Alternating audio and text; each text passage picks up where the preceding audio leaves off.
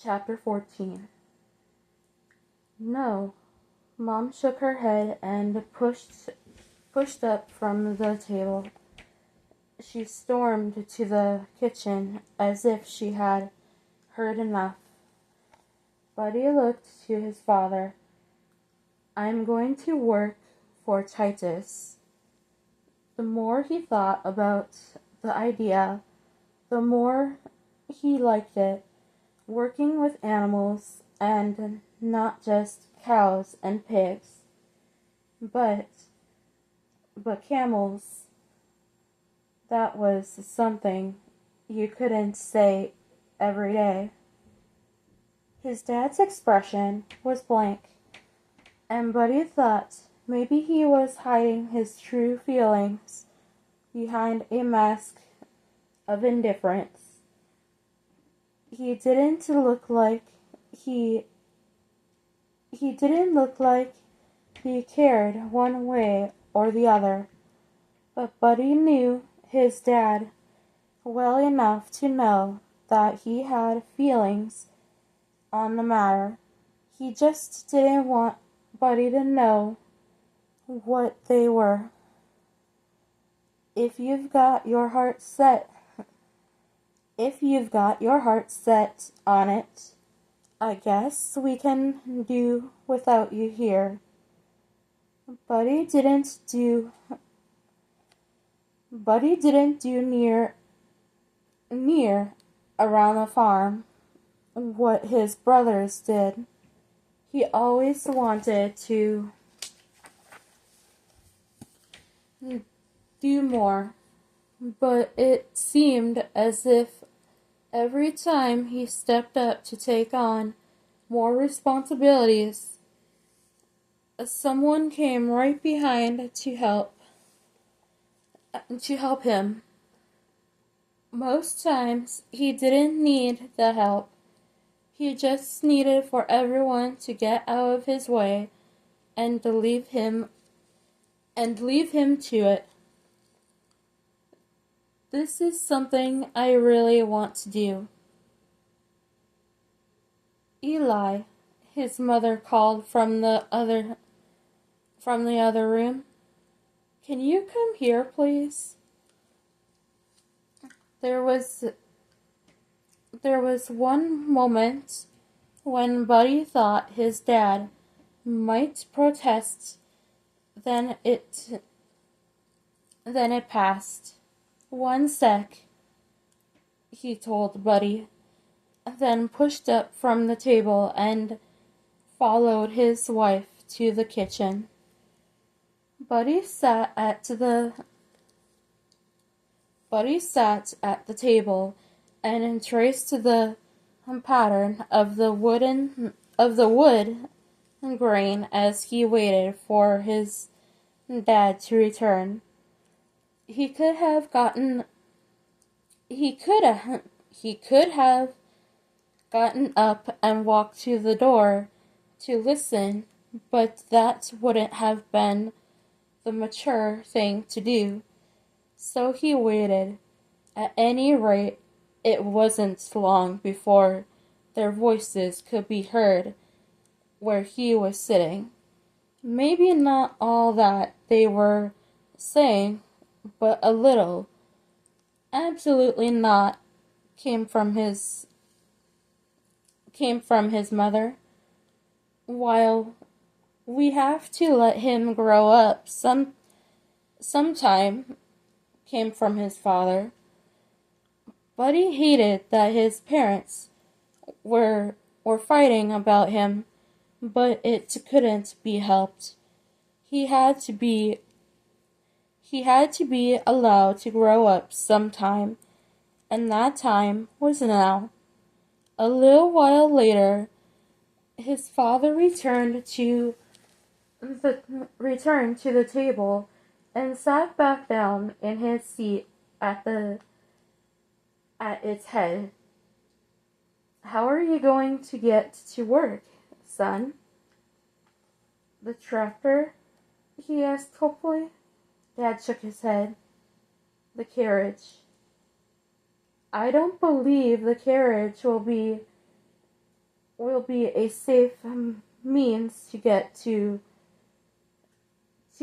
Titus Lambert's every day. I guess I'll get myself a driver. He had to do something. He was supposed to be at work first thing on Wednesday morning. He had Tuesday to find a way there. You know it's going to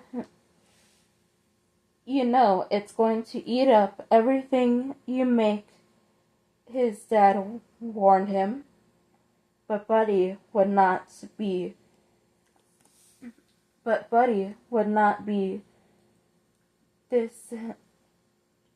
dissuaded. A man had to do what a man had to do. Jenna wiped her hands down the sides of her dress and made her way into the kitchen. Her mom sat at the table with Mommy, hulling strawberries and getting ready to make a jam. "Can I talk to you for a little bit?" she asked. "Of course." Mom didn't look up from her task. "I need to go into town this afternoon." "Woo! There." She had said it. She had been practicing in her mind ever since the idea had come to her. She needed to get into town, and since the farthest she had ever traveled alone was over to Buddy's house, then she was going to need help. "Oh yeah?" This time Mom did look at her, but only to make eye contact, then look away again, back down at the large bowl of strawberries sitting in front of her. "Yes," Jenna said with more confidence than she felt. "And why is that?" "I need to go into town and apply for a job at Esther's bakery." Mom's knife clattered against the side of her bowl as her fingers turned loose. Mom didn't even look to see where it landed. She stared at Jenna, eyes wide and mouth partially open. What? She had to say it again. She supposed she should have seen this coming, but she hadn't. She had wanted this to go smoothly, but Mom was so involved in every aspect of her life that Jenna should have planned for her not to take these changes in stride. "I need to go into town," Jenna said. "I understood that part." Mom waited almost as if daring Jenna to repeat what she had said earlier. "I want to apply for a job at Esther's bakery." How do you even know Esther has any positions? She might be completely staffed. She looked at Mommy, but her grandmother kept her head down over the bowl. Jenna couldn't blame Mommy. She didn't want anyone to think she was interfering. Mom had accused her of that before. "Caroline Fitch is going to have another baby." "Caroline Fitch already has a baby." "She's going to have another," Jenna insisted. How do you know? Mom asked.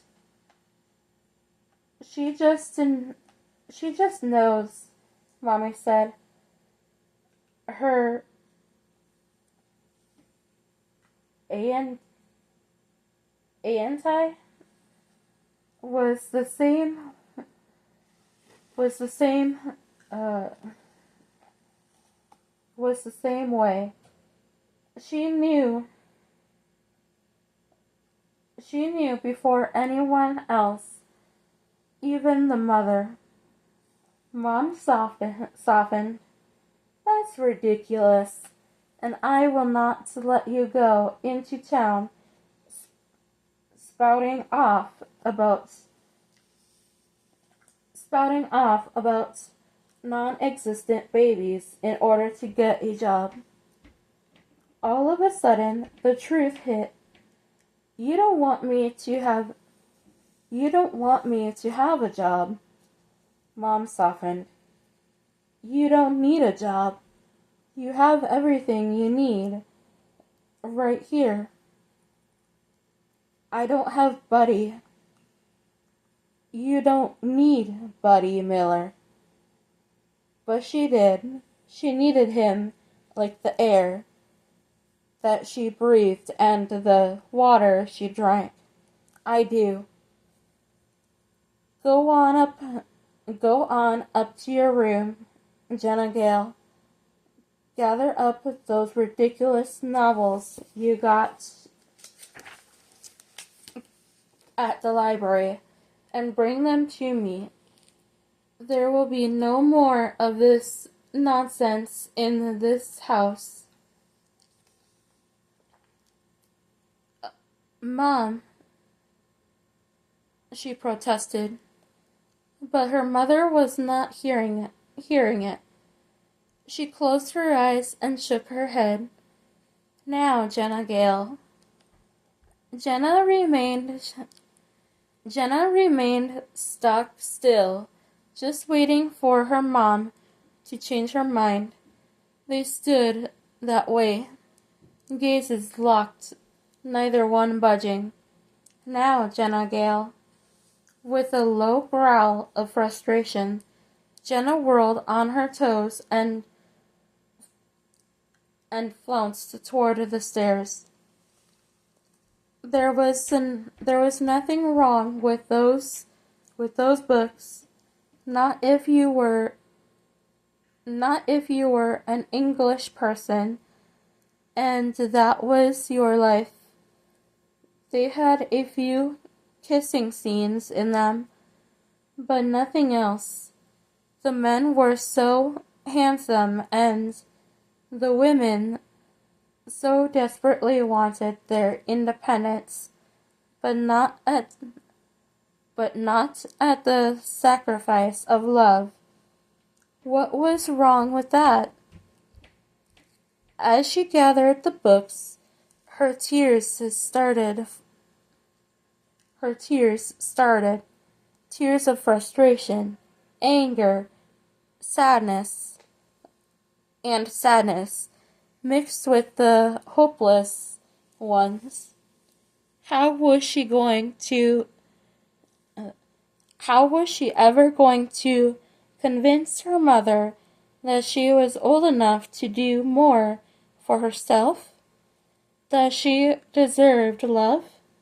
Didn't everyone deserve love? She held one of the books in her hand, but the cover blurred until it looked like one of the paintings on the wall of the library. Jenna had asked the librarian what it was a picture of. She said it was a picture of whatever she wanted it to be. To her, it looked like splotches of golden brown, shades of green, and even more blue. She decided that it was a picture of a harvest. The blue was the sky, the green, the parts the parts the farmer wasn't harvesting, or maybe winter wheat. The golden brown was the corn that had to be gathered.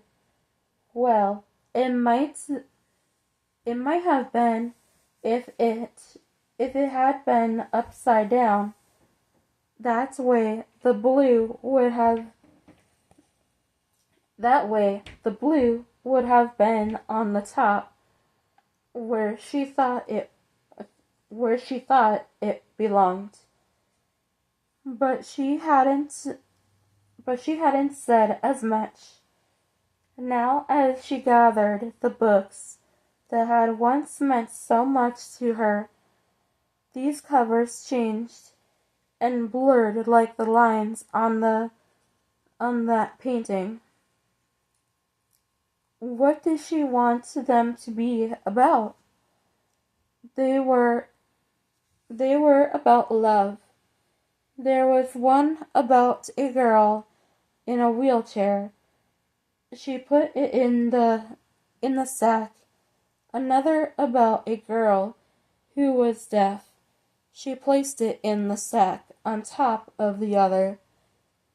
The cover might be blurry though through her tears, but she could see the cover of the one about the girl who was blind.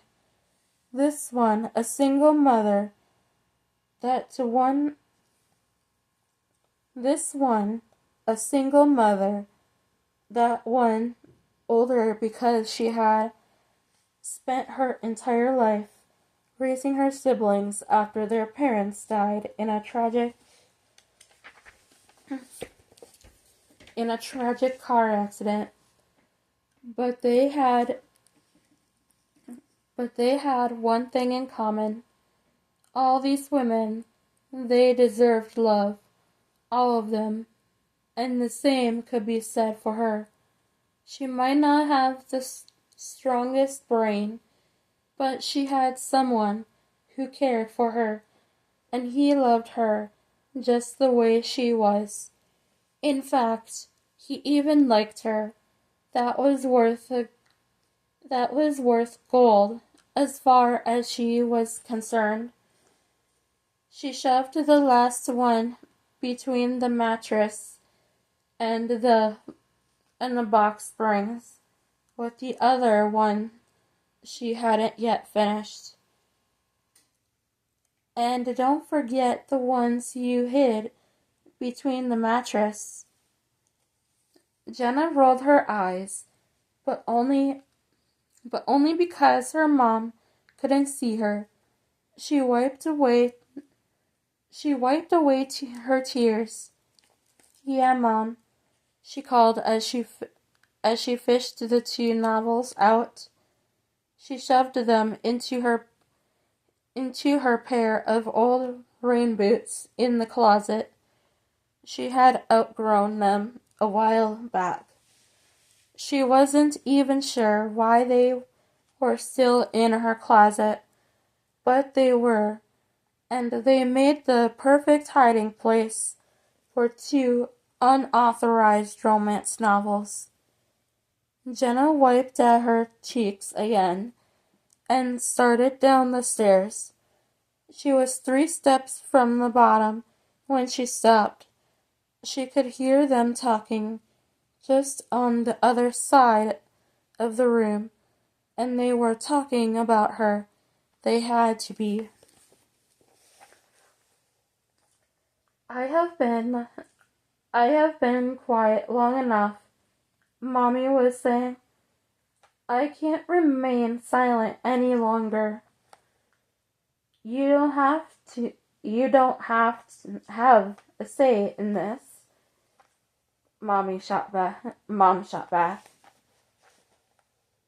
"She is my flesh and blood too, and as a member of this household, I believe I do have a voice." Mom sighed. Jenna didn't know exactly what it meant, but it sounded a little resigned, as if Mom didn't want to listen, but knew she was going to have to at the same time. We came here to Wells Landing together. You and I decided that we all three needed a fresh start. Jenna never wanted to come.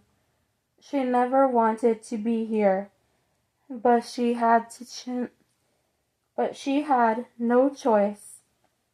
But since we have been here, that girl has blossomed. Those words made her warm inside and out. Warm inside and out. She liked the thought of blossoming.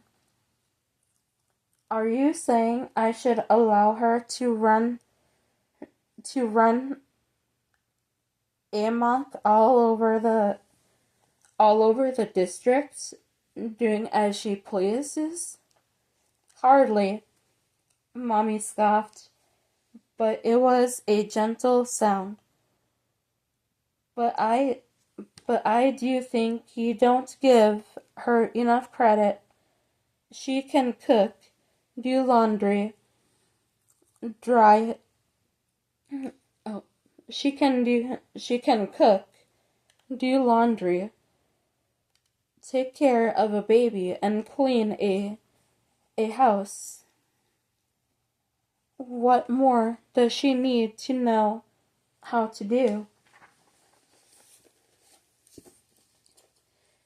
Jenna waited for her mom's answer, but it didn't come right away. Jenna held her breath and strained her ears, afraid she would miss it when it did. Finally, Mom said, I only want what's best for her. Me too, Mommy said, but sometimes what's best is hardest for parents to accept.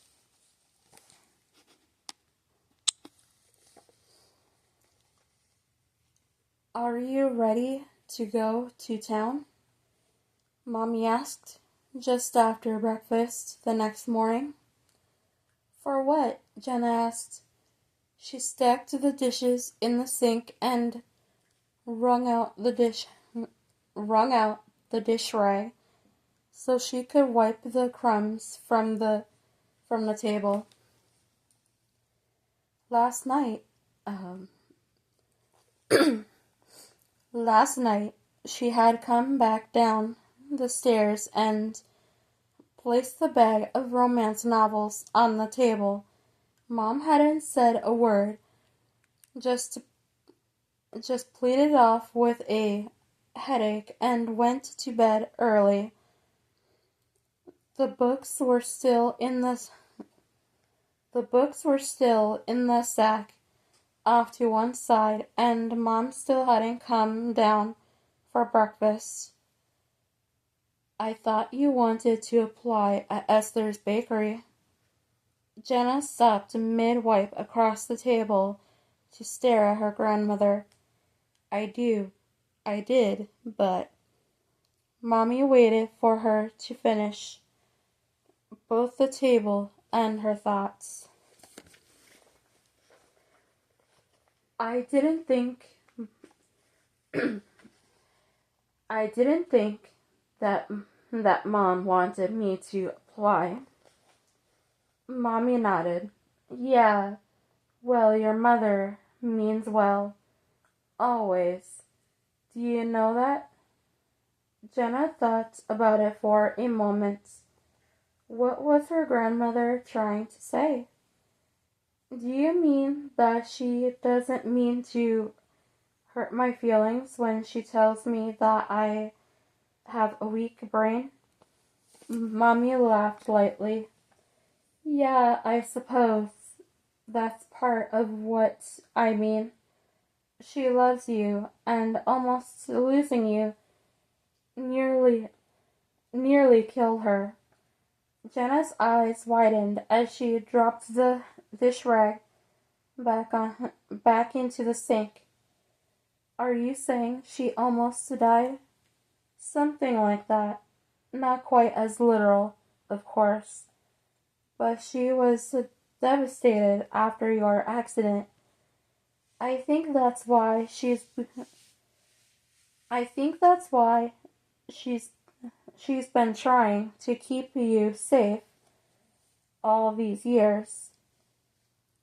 She had to stop and think about that. Did she try to keep me safe by telling me I have a weak brain? If you didn't try to venture too far from her, then surely you wouldn't be able to get so badly hurt again. Jenna eased into one of the dining chairs and propped her elbow onto the table, her chin in her hand. What about Buddy? She asked. Why doesn't she like Buddy? He was one of the best people she knew. Buddy has the potential to take you away from her. By marrying me one day? Mommy nodded. I'm not sure she ever thought you would marry. I guess that would be a lot to accept if you weren't expecting it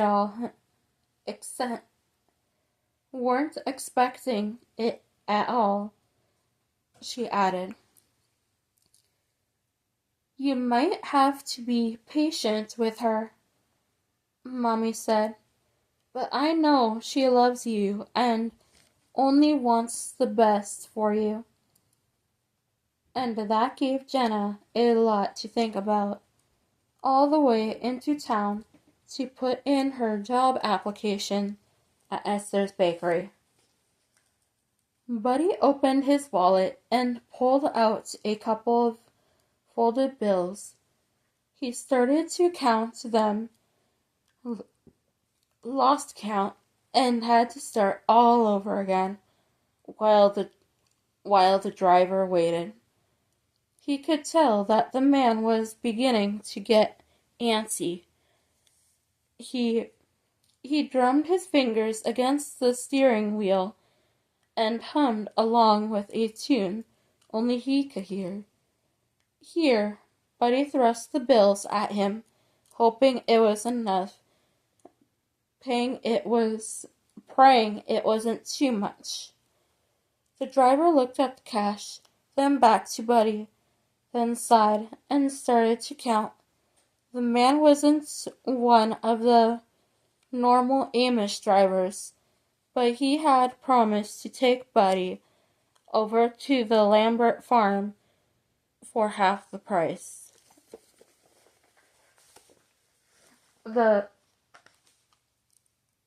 For half the price, the other drivers quoted him. Now he knew why. Everything okay? Buddy sighed in relief as Titus came out of the barn. Everything's fine, the driver said, but Titus continued to come closer until he was standing right next to Buddy. How much was the ride? Titus asked. The driver quoted him the price. Titus looked to Buddy, who nodded his confirmation. Then he looked at the money in the driver's hand. That looks like plenty with a tip. Then he shook his head. Nope. Looks like there might be an extra 5 in there. Want to hand that out? In fact, why don't you give me the money and I'll count it for him? The driver blew out a breath and handed the money out the window to Titus. He counted it, added $1 or two to the total as a tip, and handed it back to the driver. The money was no sooner in his hand than he started to drive away. Titus waved a hand in front of his face as he tried to clear the dust from the air. Nice fella you found there. Buddy shook his head. He wasn't nice at all. He couldn't say he was mean, but he hadn't been friendly like the other drivers he had been with. Was he trying to take advantage of me? Titus handed Buddy back the rest of the money he had collected from the driver. I think so, sorry. Because I'm not as smart as everyone else? Maybe. Could have been because you are Amish, or he was just one of those people who tries to take advantage of every situation he can. But you've got to be more careful. Why are you here with the driver?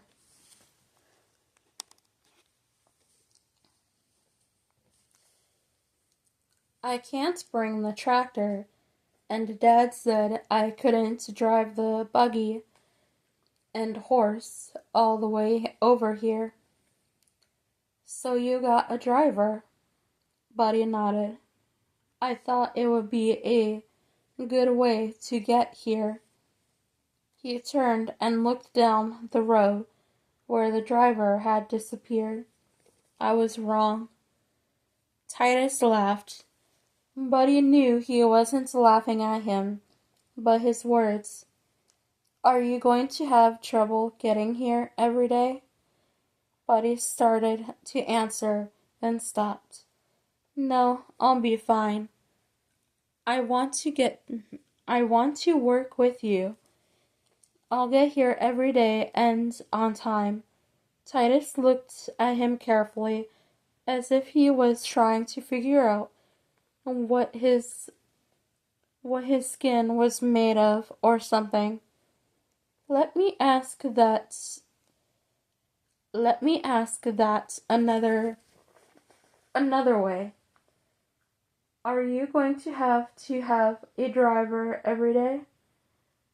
Buddy sucked in a breath and nodded. That's not a good plan. But I want to work here, Buddy said. I don't have another plan. Titus propped his hands on his hips and seemed to think about it for a moment. I might have one for you. Well, Titus asked, what do you think?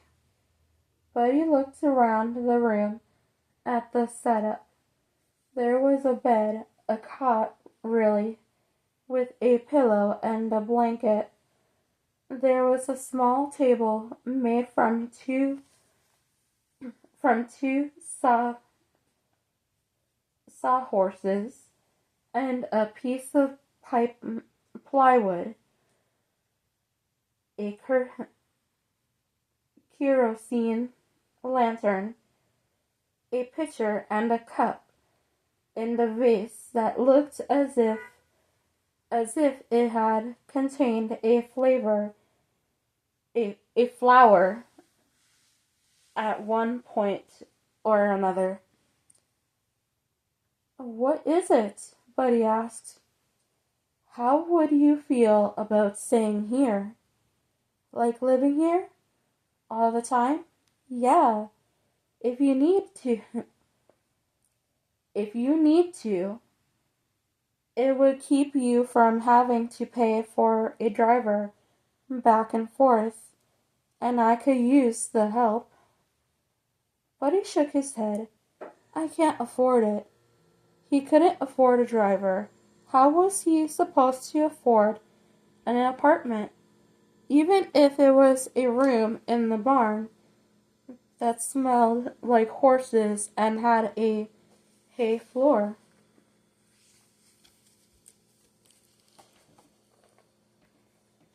You haven't even asked how much it is a month. He looked back at the space Titus was offering him.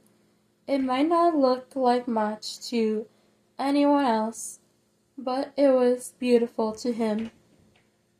It was independence, freedom, everything that he had been dreaming of lately.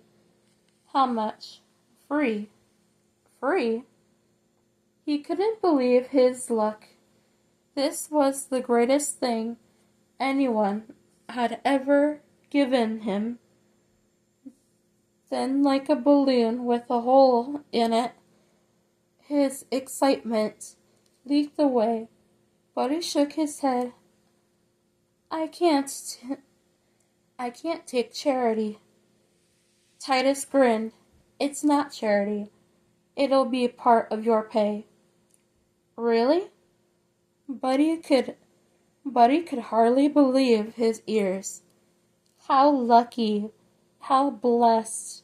The Lord was surely looking out for him today. Thank you, Titus. Don't thank me now, Titus said. You haven't seen the work yet. We keep 8 females nowadays, Titus said. He led Buddy into a strange paddock with high fences and a weird chute that made him think of the bull riders he had seen on the TV in Walmart one time. If he remembered correctly, that chute wasn't quite as big as the one Titus had built, but it was tall and wide. You only have 90 seconds to milk a camel, and we do it all by hand. No milking machines? Buddy asked. Titus shook his head. It would take half our time to get the milking machine in place, and doesn't seem to be any more efficient. Buddy nodded. How different could it be from milking a cow? They only have 4 teats, right? Of course, Titus laughed. Abby's father used to help, but he's getting down in his back. If we want to get all the product, we have to milk with 2 people, 1 on each side. That's why you have the chute. He pointed to the large wooden box at the edge where the 2 pastures met. Yeah, it makes them feel secure. He gave a small shrug. We milk twice a day. The rest of your time will be taken up with care of the animals and selling the milk. Most people come by and get it, but we are looking into freezing the milk to enable us to ship it directly to the customers, So far, it hasn't proven cost effective, but we aren't giving up yet. And people really drink it? He looked out into the pasture where the camels grazed, no differently than Holsteins and Jerseys. They say it's good for a variety of things, but a lot of Englishers buy it for their autistic kids. Buddy nodded. I've heard of that. They say it helps.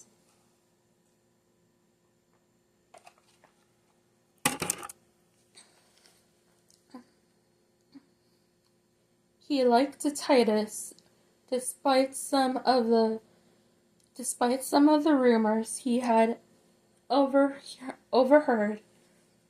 They said Titus killed Alvin Alvin and another boy in a car wreck a few years back. But looking at the man before him and knowing what he did about him, Buddy wouldn't believe it was anything other than an accident. Titus had even spent time in prison. That was before he came back and got into the milking camels business. Buddy tugged on Titus' shirt sleeve. Do you think it will help me? Camel's milk? Titus laughed. There's no hope or help for you at all. Buddy joined in and for once felt like one of the guys. He was going to like this job. Esther Fitch looked at the paper Jenna handed her, then over to Caroline, but Jenna couldn't tell what kind of look it was. It might have been a "What are we going to do with this girl?" or a "How do I tell her no?" look. She just wasn't certain. I'll do any sort of work, Jenna said. I don't mind sweeping floors or washing pans or bowls. I do that sort of thing at home all the time. Everything I bake comes out yummy. She thought of the terrible cupcakes she had made for Buddy most times. Oh dear, Esther said. She held the paper to her chest. I would love to have you on my team, Jenna Burkhart, but we've already got all the help we need. Jenna couldn't hide her disappointment. I thought with the new baby coming. Caroline smiled. That's something else. How did you know about That's something else. How did you know about that? Jenna shrugged. Somehow I knew. Somehow I know. She probably senses it, Esther said, by way of explanation. I guess the only person who knows besides Andrew and Esther is Andrew's sister, Lizzie. She turned back to Jenna. That's why we don't need help. I'm sorry, she said. Lizzie's coming down from Missouri to stay with us and work at the bakery. All her plans fell apart in that one instant. I needed a job, she said. She didn't want to be heartbroken, but that was exactly how she felt. Her heart was breaking in two. How how were she and Buddy ever supposed to show everyone that they were grown up enough to be together? Say, Caroline mused. She had one arm around herself and the other raised to her fingers touched her cheek. You want a job helping with the babies? I would love that, Jenna said. Whose babies? Titus and Abby's. And Titus and Abby Lambert. Jenna thought she might have met them at church, but she couldn't remember. She had met so many people. She shook her head. They have twin girls. I guess about 2 months old now, Caroline said. It's been hard for them. The babies came too early, but they're home from the hospital and doing well. And she needs help. And she needs help? Caroline nodded. Abby's mother lives there with them, and her father too, but they aren't in the best of health. She was asking me the other day if I knew anyone. Abby? Jenna repeated, short for Abigail. I have no idea. Everyone just calls her Abby. Still, it felt a lot like a sign, a beacon to show her what she needed to be. Still, it felt a lot like a sign, a beacon to show her what she needed to be doing. I suppose it wouldn't hurt to go talk to them, Jenna said. Caroline wrote the address down on a piece of paper and handed it to Jenna. Just tell her that I suggested you come by. Okay, thank you. Jenna folded up the piece of paper, but held it in her hand. And keep my application in case something happens. She gave a small shrug as if to say, you never know. Then with a small wave, she headed out the door to where her grandmother waited. Well? Mommy asked as Jenna climbed into the buggy. She's got family coming in to help, Mommy nodded. But she thinks the Lamberts might need me. She passed the piece of paper to her grandmother. Do you know where this is? Mommy read it and shook her head. But I know someone who does. She pointed and Jenna followed the line straight to the mailman. They know where everybody lives. Sure enough, his directions took them the shortest route to the Lamberts' camel farm. She seemed to remember Buddy saying something about it. How someone else had owned the camels, then sold them to Titus Lambert, who was milking them. No, that couldn't be right. Cows and goats. That's what people milked. Maybe she heard wrong, or he had been teasing her.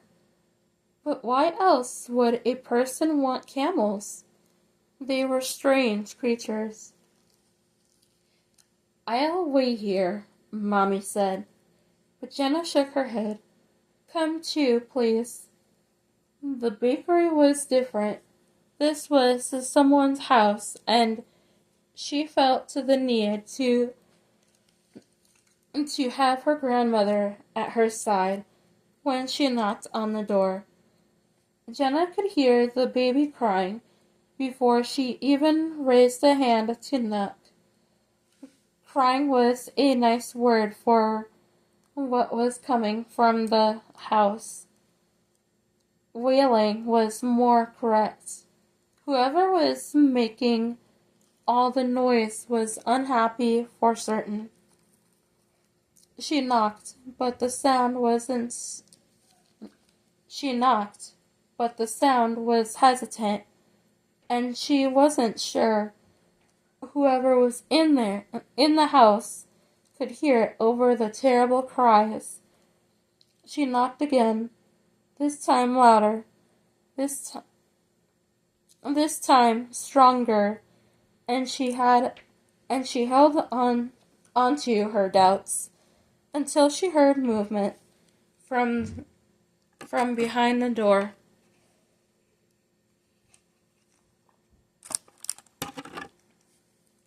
Suddenly,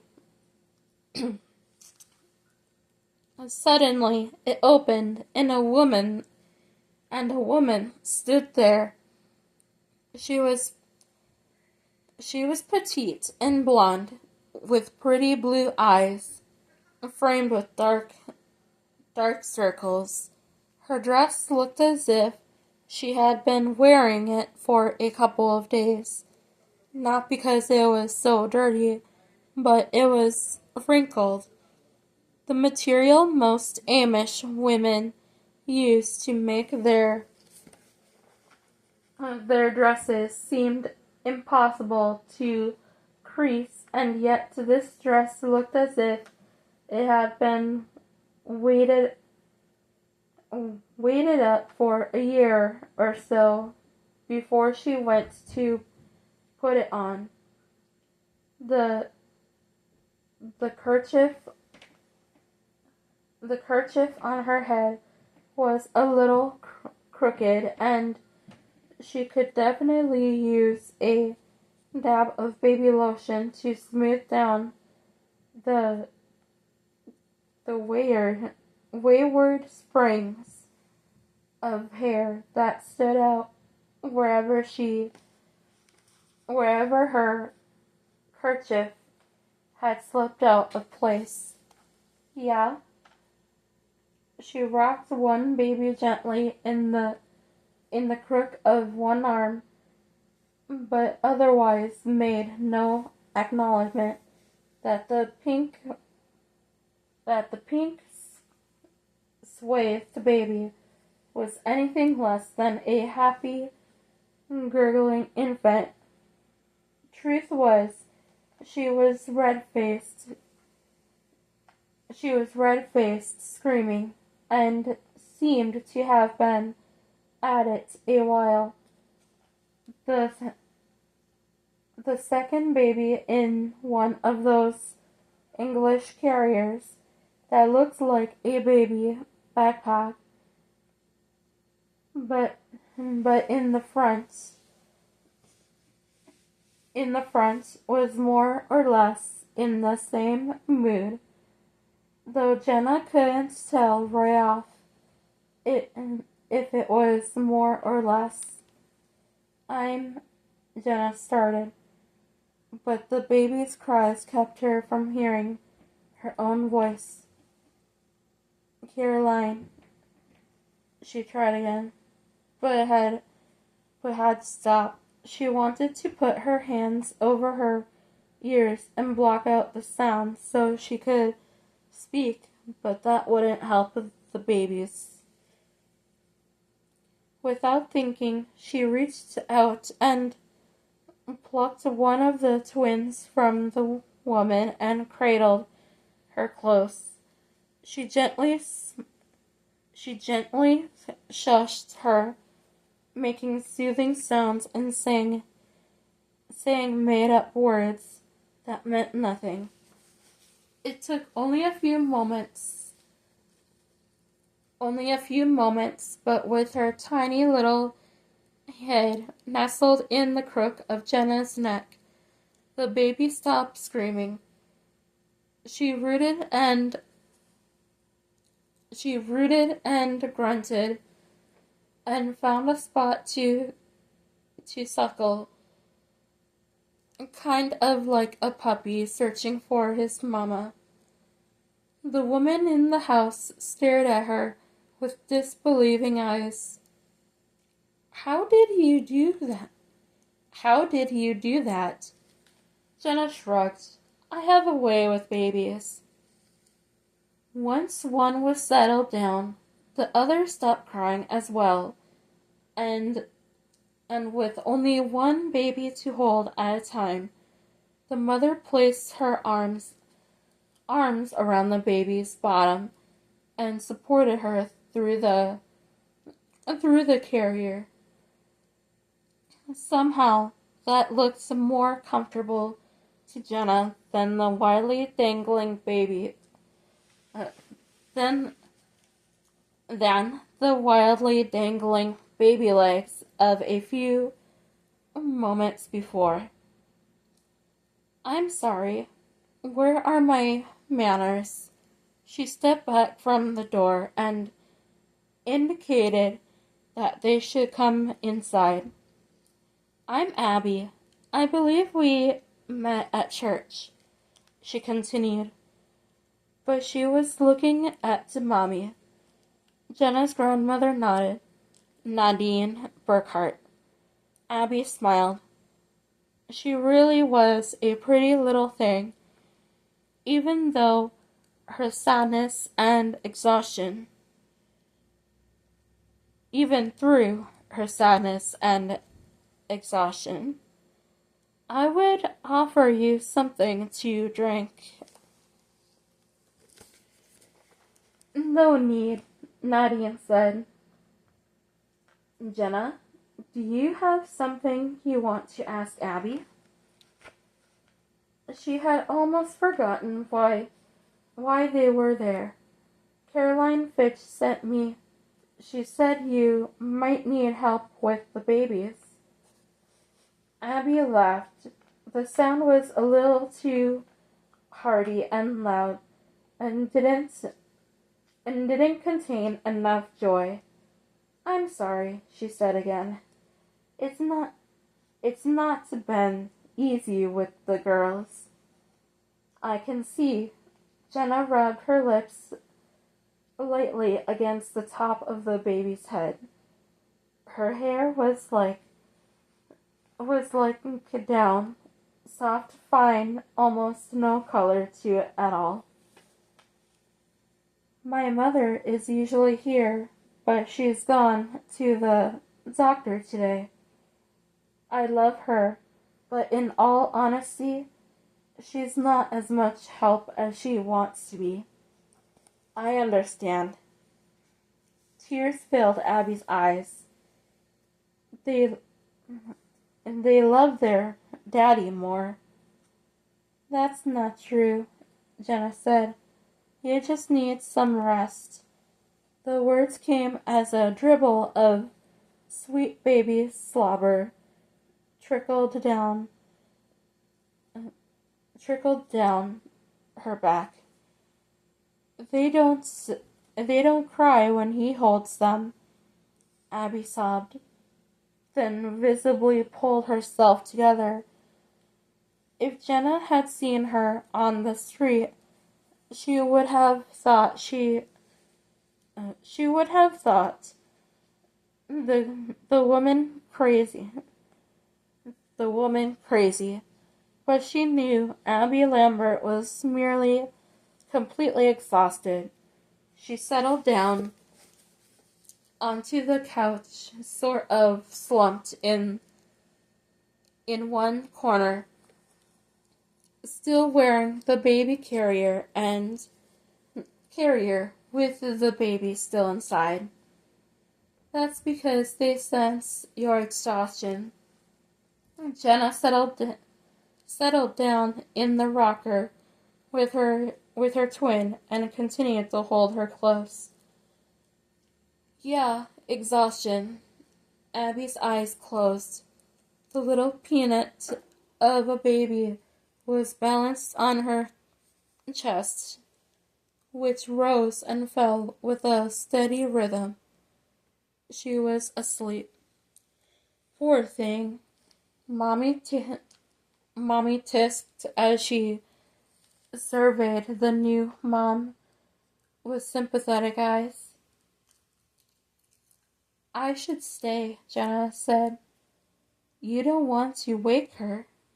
You don't want to wake her? No, that seems mean. She's so tired. She'll be okay like that, Mommy said. For a while, anyway. Jenna nodded. I'll get this one to sleep, then take that one from her. Mommy smiled. That's a good plan, Jenna Gale. I guess I'll come back this afternoon. Jenna nodded. Whether she was hired or not remained to be seen, but she was definitely helping Abby Lambert today.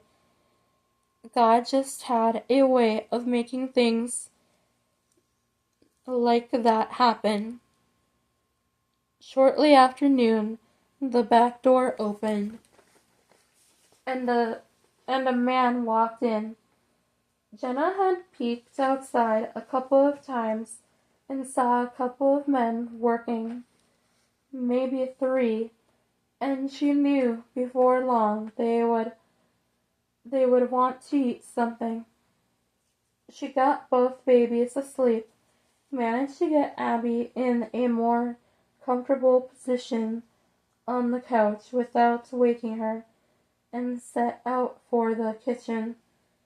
Half an hour later, this large blonde-haired man went to the sink to wash up, even as he kept looking back at her.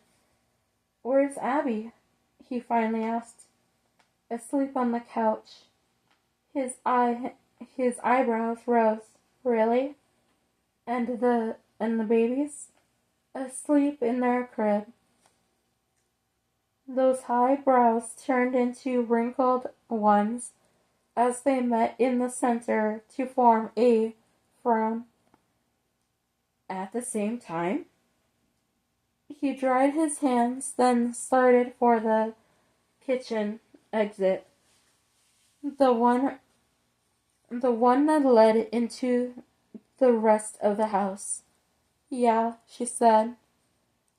She supposed he was on his way to check, but she would never know for sure.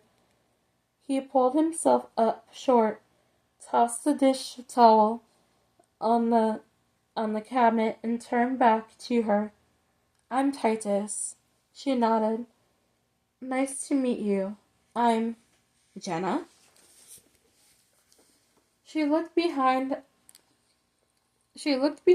Abby's husband to see Buddy come through the door. Jenna Burkhart. What are you doing here? Titus looked from her to Buddy, then back again. Jenna? He asked.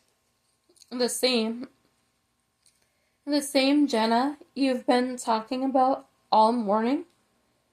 Buddy turned that sweet shade of pink which proclaimed he had embarrassed himself, and grinned. Yeah, the very same. Then he turned to Jenna. What are you doing here? I came to see if Abby needed any help with the babies. Yes, Titus said. I don't care what she tells you. You are staying. Anyone who can get both the babies and their mom asleep at the same time has a job with me. Jenna beamed. Honestly, she knew her smile was overlarge, way too big for her face. But she but she had never heard sweeter praise. "What are you doing here?" "I'm helping Titus with the camels, and he's doing a great job." It was Buddy's turn to bask in the praise. "I like animals." Titus laughed. "It's easy to like cows and dogs," he said. "Camels are a little harder to love." Buddy gasped. "Dogs?" Buddy gasped. "Dogs." "What?" Titus asked. "I can't stay here. I have a dog." Jenna shook her head. "Did I miss something?" "I'm supposed to stay here in the room in the barn, but I can't. I'll need to be home to take care of PJ." Titus nodded. "The pup you got from Obie Brenneman?" "Yeah." "I'm sure Jonathan will take care of him, and you can see him when you go home." He shook his head. "Dad said he was my responsibility. I have to take care of him." "Bring him here," Bring him here." Titus gave a casual shrug. "What?" "You'll have to train him not to chase the camels. But every farm needs a dog." Buddy propped his hands on his hips and eyed Titus Lambert. "Then why don't you have one already?" He gave a sad shake of his head. "The last one was killed a couple of weeks ago. He got out of the run and made a dash for the road." "That's a terrible way to die. Not that she had ever died that way, but she knew firsthand drowning was peaceful. What she remembered of it anyway." I can't have that." Buddy shook his head. "We'll come up with a leash on the clothesline or something. Give him freedom to run, but not enough to get out of the yard." "Really?" Buddy asked. Then he shook his head. "I can't let you keep doing things for me," he said. "Why not?" Titus asked. "I have to learn to do things on my own," Dad said. "I know," Titus said. But you can take help from a friend." Buddy shook his head. I want to marry Jenna." Heat flamed from Jenna's middle all the way to the roots of her hair. Titus looked from Buddy to her and back again. "So it's like that." She couldn't tell what he meant by those words, and his tone was level, not one thing or another. "Yeah," Buddy said. "It's like that. Jenna and I want to be married." "We love each other," Jenna said, even though her words caused another burst of heat to overtake her. "And we can't have people helping us all the time. We have to show our parents that we are able to take care of ourselves without anyone's help. And that's why You wanted a job? And that's why you wanted a job. Buddy nodded. Then Titus swung his gaze to her. Jenna nodded as well. I see what you are saying, Titus said. But helping one another is the Amish way. You'd think your parents would be used to it by now.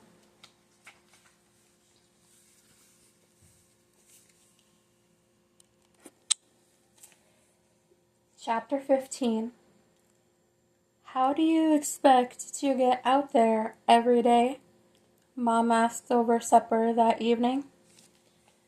Jenna had stayed with Abby until her mom got home and took over the care of the babies. Abby was still asleep when Mommy came back for Jenna. As tired as she looked, Jenna figured it would be a while before Abby was back to the person she had been before. I don't know, Jenna replied. She hadn't thought about that, except that Mom wouldn't believe she was grown up until she had a job, and she couldn't get a job unless someone would take her to work. It didn't seem quite fair, but she knew better than to tell her mother that all Jenna cared about were those perfect little girls who needed so much because they came too soon and worried their mother with all their demands. Even with all that, Jenna loved them already. And what is she going to pay you to help with the babies? Mom asked. I don't know. How many days a week? I don't know. This is what I've been talking about. If you are not responsible enough to find out all the details, then you are not responsible enough to hold down the job. Jenna managed to stay in her seat. Jumping up and yelling would only serve to prove Mom's point even more. But I am. Are you talking back, Jenna Gale? No, Mom. Jenna dropped her gaze to her lap and did her best to fight back tears. She was so confused. All she wanted was to be a little more like everyone else, and all she could do was nothing. She had thought about all those questions as she had rocked the babies and watched their mother catch up on their sleep. Abby had looked so peaceful, like she was resting so well, that Jenna didn't even wake her up to say goodbye. She just thanked Abby's mom and left. As far as she was concerned, everything else could wait until Abby was more like herself. Charlotte, Mommy started. Nadine, I don't need your interference. Yeah, you do. Jenna looked up, surprised by the hard tone of her mommy's voice. She wants a job, and she went out and found one. And I remind you, this was after you told her that if she wanted to show you that she was grown up, that she had to get a job. Now you're telling her that she can't because you aren't taking her to work or you're not willing to let her drive herself. She is not driving herself. Mom's words brooked no argument. Jenna had heard the tone before. I could scooter, Jenna offered. And I've heard that Keppas let some people have bikes. It is too far to scooter, and I'm not that concerned with what the bishop lets others get away with. Mom, her tone turned to one of begging. Please. Scooting is out, but maybe I can think of another way. Let me study on it. Jenna nodded. It was all she could ask for. And tomorrow, if nothing else, I should go and tell her that I can't work. I'll drive you in the morning, Mommy said. Thank you, Jenna said, even though her heart was breaking. The last thing she wanted to do was tell Abby that she wouldn't be back to help. She had felt useful, really useful today. Maybe more useful than she had ever felt. She would just have to pray that Mom would find a solution that would suit them both. Mommy, Jenna started as her grandmother pulled the tractor to a stop in front of the Lamberts' farmhouse. Her mother hadn't come up with a way that pleased her for Jenna to travel to the Lamberts. So now she had the tough chore of telling Abby that she wouldn't be able to help her.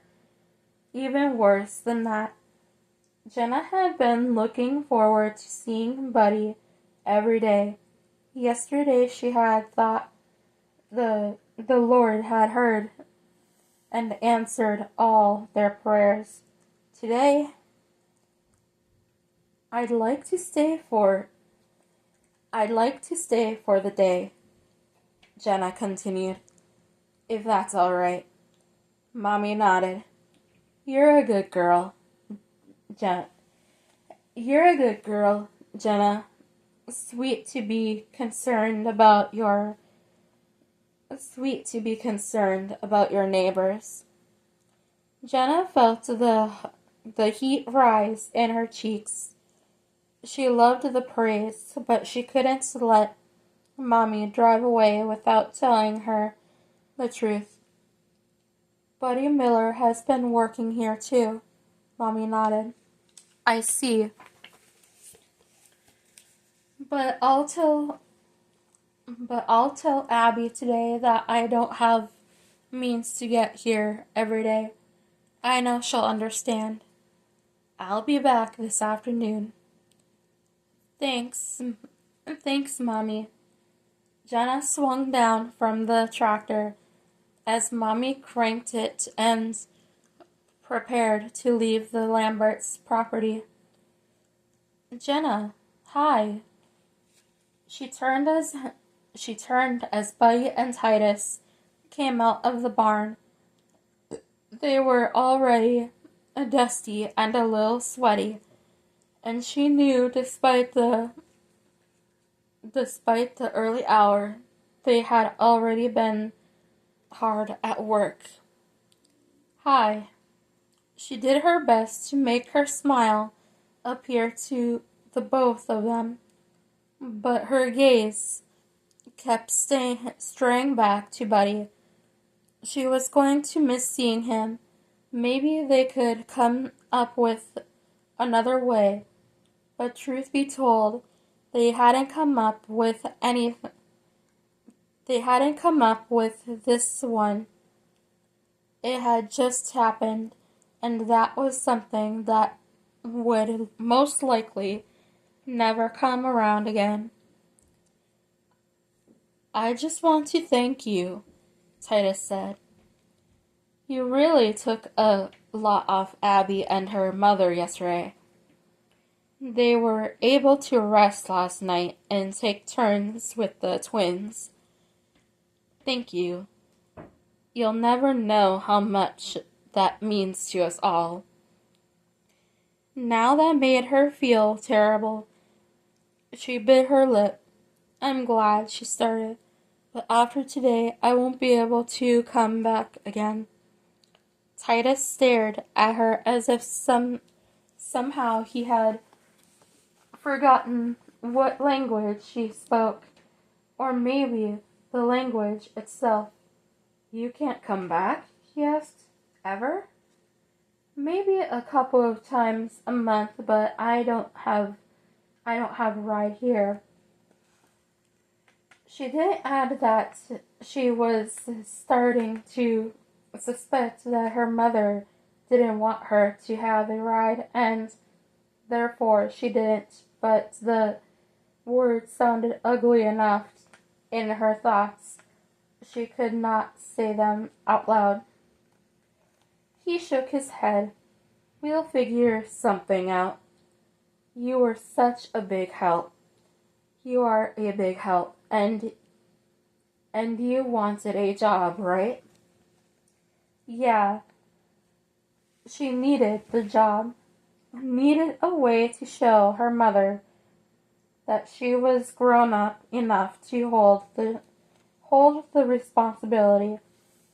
She couldn't do that if she was sitting at home. He snapped his fingers. You can stay here, and when you need to go home, I'll take you. Jenna's heart soared for a brief moment. That would show Mom. If she found a place to stay and a job, how could her mother find fault in that? Then the truth set in. I can't stay here.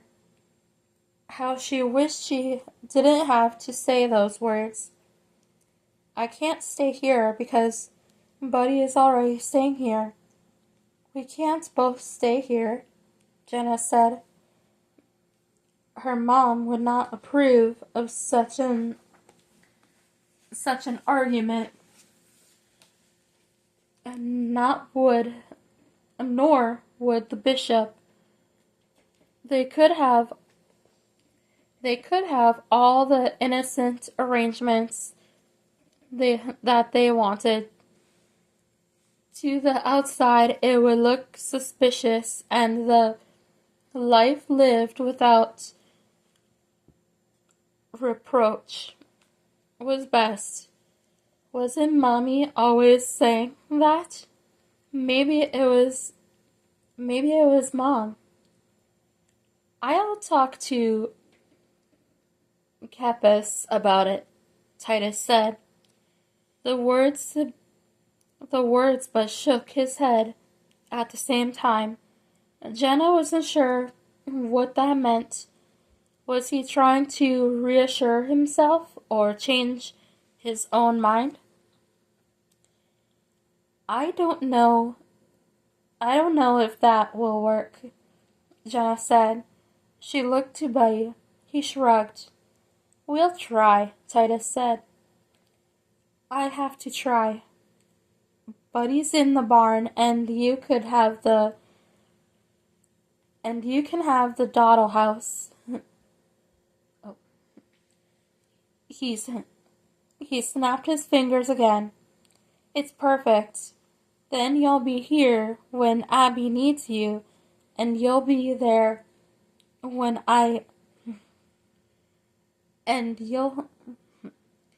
you'll be there when I need you. What about Abby's parents?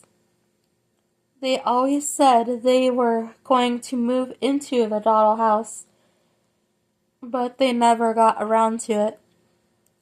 Jenna breathed a sigh of relief. She was afraid that Titus was willing to oust his in-laws in order to provide her with a place to stay. She was glad to know that wasn't the case. "You'd do that for us?" Buddy asked. "Of course. It benefits us all." Jenna hadn't thought about it that way. The two of them needed jobs and they needed places to live. The Lamberts needed help with the babies, both human and camel. "I'm going over there right now. Can you make sure the back stalls are cleaned out?" he asked Buddy. "Yeah, sure. Thanks." Titus shot them both a look that was grateful and hopeful all at the same time. "And tell Abby where I've gone." "Yeah," Jenna called behind him. They stayed there in the yard as Titus hopped on his tractor and headed to the bishop's house. Jenna and Buddy waved at him as he drove by. Buddy turned to her once Titus was gone. "If we're staying here together and working together," he smiled, "it will almost be like we're married." The thought thrilled her. The thought thrilled her right down to her toes. Except you can't grow a beard yet, Buddy Ivan Miller." "Maybe soon, though, yeah?" His eyes twinkled as he spoke, but Jenna knew he wasn't teasing. "If I have a job and you have a job, and we have some place to live, then we could be married. Then we could be married." Jenna whispered the words. "Why not?" "Why not?" she said in return. She and Buddy Miller married. Her name would be Jenna Miller. She kind of liked that. Buddy and Jenna Miller. Ivan and Jennifer Miller. Their names repeated in a dozen different ways in her head, and each version brought her more joy. But there was just one thing. "What if the bishop says no?" Jenna asked. "He won't," Buddy said, with a confidence that did not show in his eyes. "We have to believe that he won't." Jenna floated through the rest of her morning. She and Buddy went back to work. He in the barn and she in the house. She held one twin while Abby fed the other. Then they bathed the little girls and dressed them for the day. The innocent smell of sweet baby calmed her nerves as she waited for Titus to return from the bishop's. It took everything she had not to rush to the window and peer outside when she heard his tractor pull up. "Titus is back." She turned to Abby, who smiled a little. Jenna had to admit that a full day's rest had the new mom looking much better. There were still dark smudges underneath her eyes, but those eyes had gained back a sparkle that hadn't been there the day before. A couple more days of good rest and help, and Abby Lambert would be back to her old self. Not that Jenna had known her before, but she could tell her brain was weak, but it wasn't that weak. I'm scared. Jenna bit her lip, looking from Abby to the front door. Capes Ebersol is nothing if not a fair man, Abby said. Jenna wished she had her confidence. I don't know. She barely knew the man. She barely knew the bishop back home. Only that he was the one to ask when you wanted something different from the rest of the community, like a bike or a cell phone. Jenna had neither. I do. Abby smiled and kissed the top of the baby's head. Wait and see. A few stomach-churning seconds later, Titus came through the side door that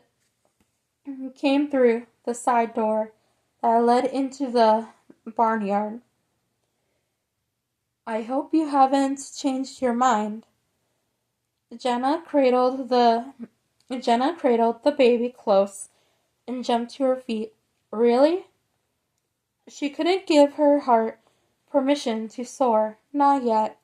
She needed one more reassurance that everything was going to work out. Really, he smiled. He really was really, he smiled. He really was a handsome man, and a good man, too. Abby was blessed to have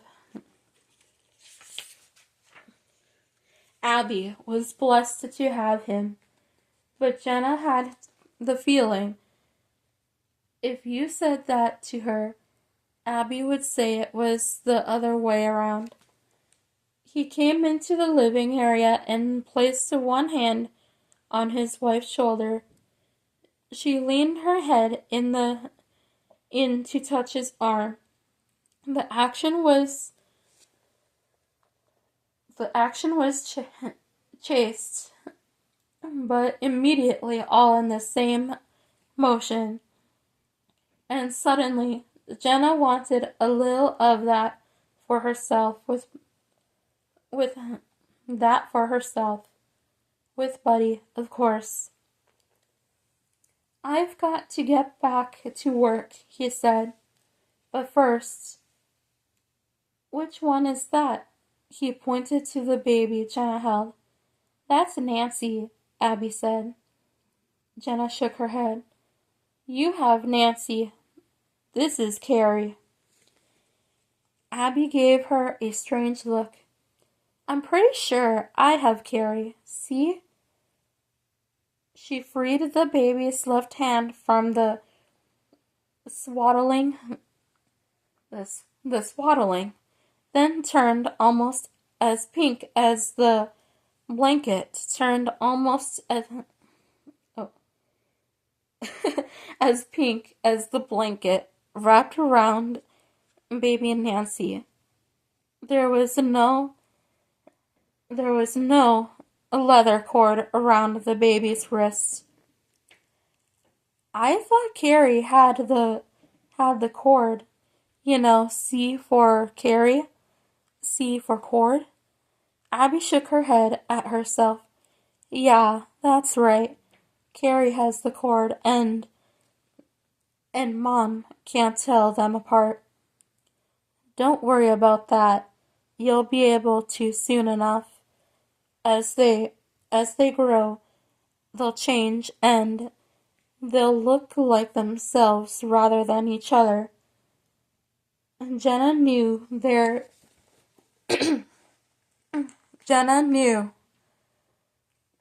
were identical twins in their district in Kansas. Jenna was about the only one who could tell them apart, including their mother, but one was a sweet, docile child, while the other had a mischievous sparkle in her eyes that was as plain as the nose on her face. And that was how Jenna could tell one from the other. But until Abby's twins gained their own personalities, a leather cord would have to do. Titus leaned and kissed the top of Carrie's head, then did the same for her sister. "Now," he said, straightening and heading for the door. "Time to get back to work." Titus left through the side door, and Jenna breathed a sigh of relief. The bishop had said yes.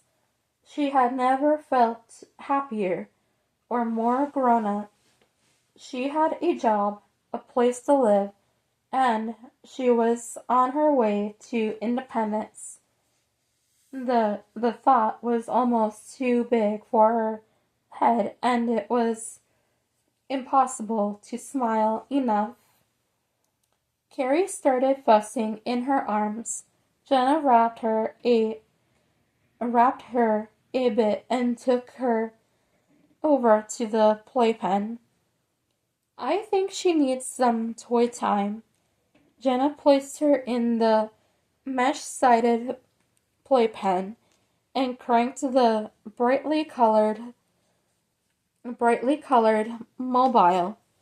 Carrie kicked and cooed as the music played, and the hearts, stars, and moons gently spun around.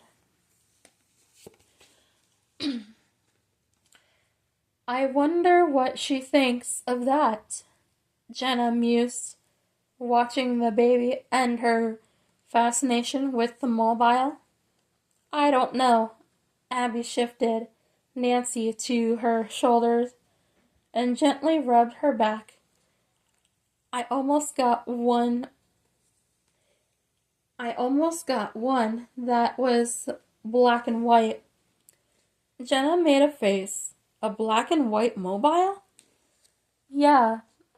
They say babies can't see colors, so the black and white ones are more stimulating." I don't know how much of that I believe," Jenna said. "There was a baby I watched in Kansas, and he loved everything green. Green toys, green dresses, green cookies." She laughed. "He was just a little older than the girls, and I know he could see color." Abby finished burping Nancy and brought her over to the playpen for toy time with her sister. "Here." Jenna took the baby and unwrapped the blanket from around her. She kissed the top of her downy head and laid her next to her sister. "You don't think they should have separate playpens?" Abby asked. "You had a brother, didn't you?" Jenna asked. But then she immediately regretted it. Abby's eyes fogged over with grief. "Yeah, my twin, Alvin. He was killed in a car crash a few years ago. Did you want to be separated from him?" She shook her head. Then why separate these two? Abby smiled. You're smarter than people credit you for. Jenna shook her head. I don't know about that. I do. Abby slipped one arm around her and hugged Jenna to her side. And you're good with them. That was one compliment she knew how to take. Thank you. Abby nodded instead of saying, You're welcome, but didn't let Jenna go. I hope one day you have lots of babies of your own. I would like that, Jenna said. Being an only child was hard. She had always wanted a sibling and had always planned to have a big family of her own. But all that was before the accident. But no. And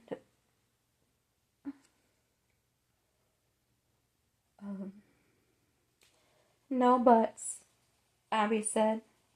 Now let's get the men something to eat before they come in and accuse us of lollygagging. Jenna laughed and allowed Abby to lead her to the kitchen.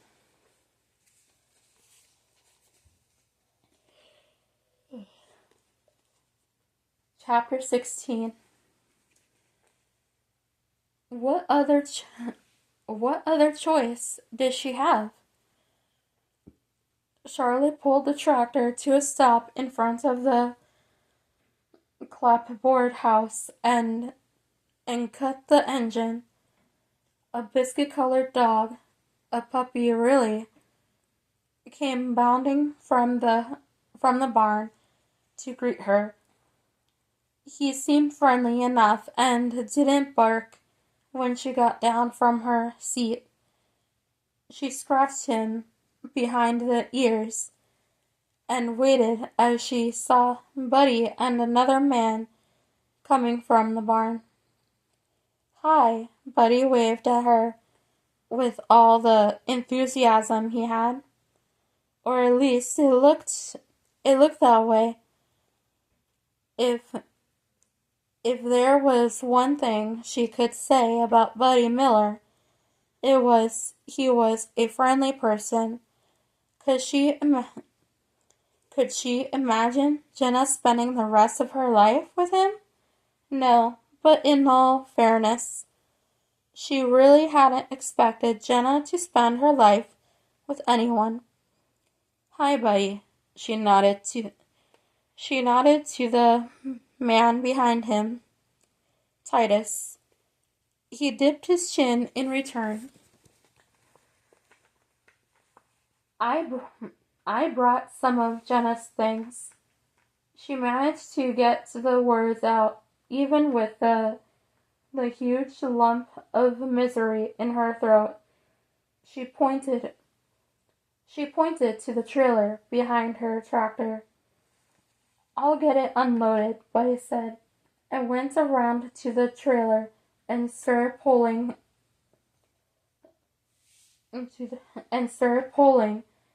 out boxes and bags. Almost everything Jenna owned crammed into boxes and bags. It all looked so small, and she wondered if it truly was that small, or it only seemed that way. Either direction made her sad. How could someone's entire life take up so little space? Where's Jenna? Charlotte asked. Titus waved one hand toward the house. Helping Abby, I'm sure. Go on in, he said. They're in there somewhere. Thank you. She started toward the house. Yes, she wanted to see Jenna but honestly, she needed to get away from the unpacking. It was miserable work watching Buddy pull Jenna's life from the back of a trailer, one that used to be the bed of a pickup truck. Didn't Jenna deserve better than that?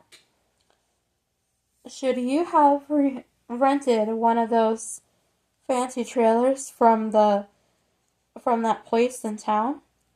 No. Her answer to herself was sure and swift. She had done all that she could. She could do no more. She walked up the steps to the porch and knocked on the front door. A voice hollered something, and after those indistinguishable words came the sound of a baby crying loudly. Something was wrong, terribly wrong, from the sound of it. She cautiously opened the door just a crack and peeked inside. Jenna? No answer.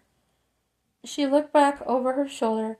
Titus and Buddy were gone, no doubt into the Doddle house with a load of Jenna's things. Jenna? She called again. No answer from an adult, just the persistent baby screaming. She walked from the front area to the living room. Jenna and the baby were sitting quietly on the couch, the baby on her back shaking a set of overlarge plastic keys. Every so often, she would put them or her fist into her mouth. It seemed she cared not which one. Jenna? She was on her feet in an instant, one hand over her heart, as if to keep it in place. Mom, you scared me. I'm sorry. I knocked, but Nancy's having a tough morning, Jenna said, by the way of explanation.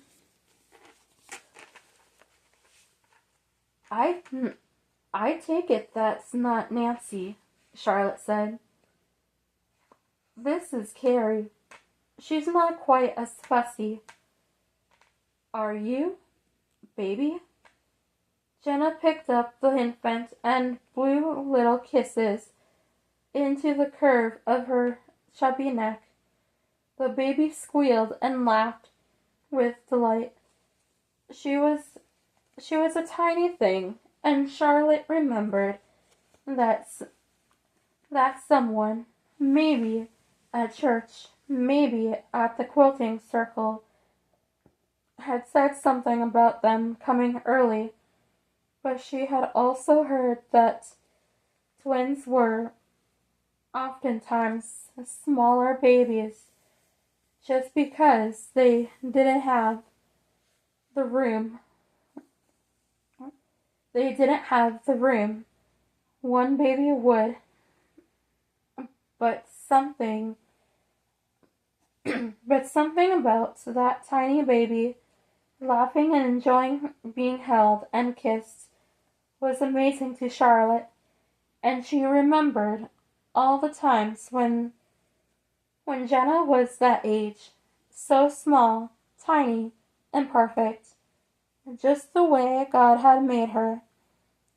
And she tried her best not to be bitter that Jenna changed, not at Jenna, but at the circumstances, and yeah, maybe at God, but only a little bit. She had been taught her entire life that God's will prevailed on earth. Many are the plans in a person's heart, but it is the Lord's purpose that prevails.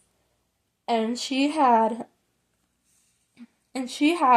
had so many plans, and now some of them would come true. That's not right, and you know it. But the truth wasn't something she could accept yet.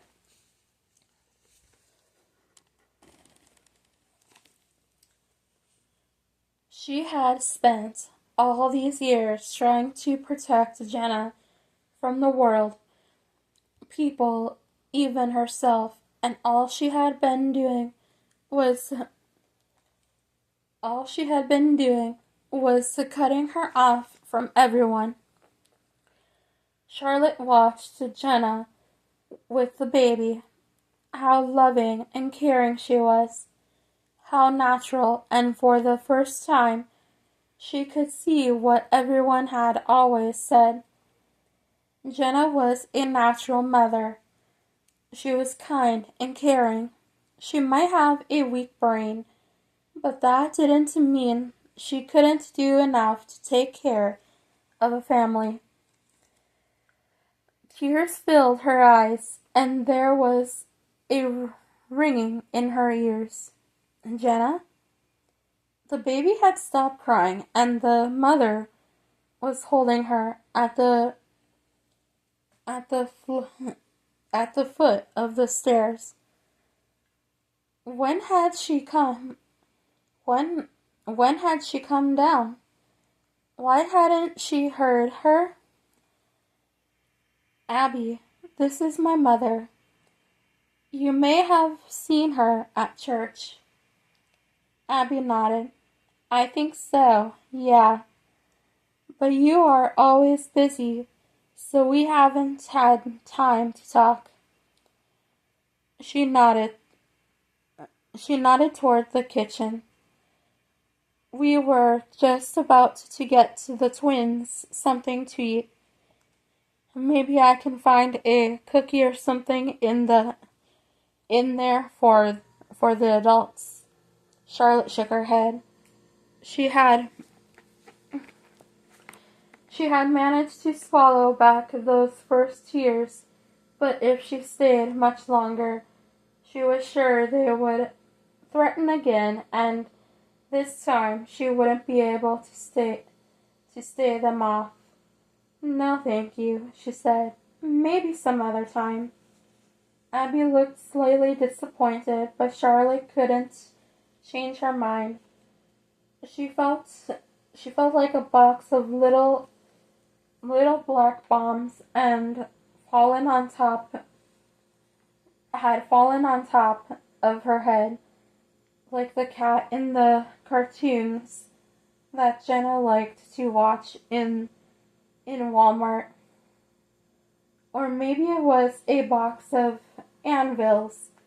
She wasn't sure why anyone would want a box of anvils, but she had learned long ago not to question the methods in English entertainment. The men are putting your things in the dollhouse, Charlotte said. She gave Jenna a small hug, not too close, since there was a baby between them. She kissed at the air close to Jenna's cheek, not on purpose, but because she missed. She had to get out of there. She needed fresh air and some time to process everything.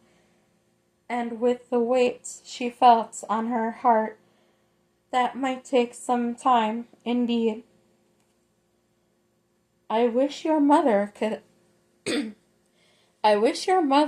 have stayed this afternoon, Abby said over supper. It had been Jenna's turn to cook while Abby played with the babies and kept them happy. Well, mostly. Nancy still had a bee in her bonnet and fussed as if programmed to be unhappy every 10 minutes. No, there wasn't really a bee, and she wasn't really programmed. She was just sensitive. Jenna believed she had seen babies like that before who didn't seem to be able to handle their world. Doors slamming, feet stomping, tractor engines, dinner triangles, almost anything could set them off, and they might cry for hours. They might cry for hours. The sound full of betrayal. Why did you let this happen to me? Jenna understood. She had asked those very same questions of everyone around her when she had her accident. She had even wondered if perhaps it had been a mistake that young man saving her life the way he did. Technically, they told her that she was already gone. She wasn't sure how that could be, dying 1 second and living the next. But the doctors told her that's what happened. So she had to believe them. But more than anything, she questioned God for a long time. Then she made peace with the situation. She was who she was now, and she wasn't going to change. Not again, not for anyone. I agree, Jenna said. I thought she was mad. Then she acted okay. Then she seemed kind of upset again. Mad? Buddy asked. Jenna shook her head. Just upset. Like maybe her head started hurting or her stomach was rumbling. Maybe her stomach was rumbling, Buddy offered. I don't know. Jenna stirred her macaroni and cheese and wondered if her mother's stomach was really rumbling. She seemed okay when she pulled up, Titus said. She was petting PJ. She likes dogs, Jenna said. Who doesn't? Buddy asked. Jenna smiled. These were the times she enjoyed most. Supper time. Everyone sitting down together, just being with each other. And it was enough. Even her mother and her mother's strange moods couldn't dampen their spirits. It just felt right. And Abby's parents, Emmanuel and Priscilla, joined them at the table, and all of a sudden, Jenna got the family she had wanted.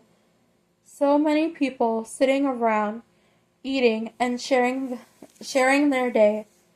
It was something to see. Thank you again, Jenna said, looking from Titus to Abby. It's us who should be thanking you, Abby said.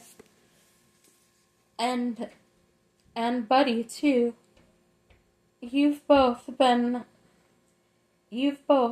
big assets these last couple of days. I've been saying little prayers that you won't change your mind. Buddy laughed and almost choked on a bite of corn. He coughed, swallowed, then coughed again. I love the camels. I'm not changing my mind. And I love the babies, Jenna said. I'm not changing my mind either. Good. Abby smiled at both of them. Then this will work out just fine. Jenna walked out. Uh, Jenna walked out onto the small porch and sat down on the steps. The babies had been put down for the night, though she knew from the last 2 days that they would be up again in a few hours.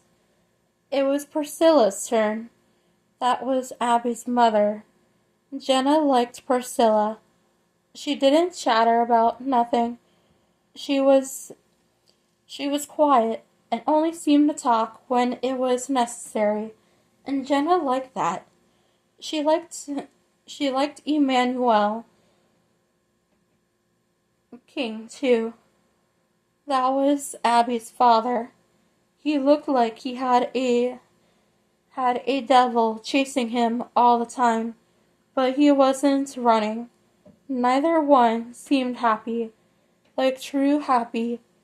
They seemed happy enough, but it was always mixed with a sadness that Jenna could almost see. Their son had died in a car crash a few years ago, and Jenna supposed that was the cause. Hey, Jenna. She looked up in time to see Buddy crossing the yard from the barn. PJ PJ romped at his feet, stopping every so often to smell something, then bounding after Buddy to catch up. As usual, when she saw Buddy, her heart turned over in her chest.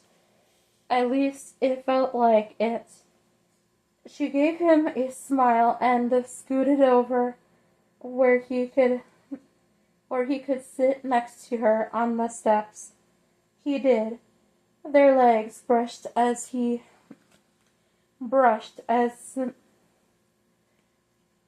found his spot. She loved that feeling the warmth of him next to her. Was that love? She thought so, but she wasn't ready to tell him yet. Or maybe she believed that he wasn't ready to hear it. Whatever it was, she managed to keep it to herself. PJ wagged his tail with such force his back end was barely staying on the ground. Jenna reached out and scratched him behind one ear. That seemed to be his favorite spot. It is pretty out here, Buddy said. Yeah, and it was pretty and peaceful. I like sitting here next to you. I like sitting by you too. PJ, satisfied with the love he received from Jenna, flopped down at their feet as if watching to make sure nothing was going to bother them. He was a good dog. Buddy paused, studied his hands for a moment, then stared across the yard. It was getting dark, but not so much that a person couldn't see shadows moving across the land. I think our parents are planning something. Jenna drew back. What? She hadn't been certain as to what he would say to her next, but it surely wasn't that. Like a party? That would be such fun. No, the opposite of a party. What was the opposite of a party? I don't understand, Jenna said. Think about it. Think about it this way. They tried to keep us apart, yeah? I suppose, yeah. They had. But she hated accusing them of such out loud. So we did what we felt we had to do. Jenna nodded. We got jobs and We got jobs and even found new places to live. She finished with a big grin. She was so proud of all they had done, and she was so thankful to Titus and Abby for helping them do it. Yeah, he nodded as well, but his lips were pressed together as if he was trying not to let something escape his mouth. And then they just quit demanding we stay away from each other.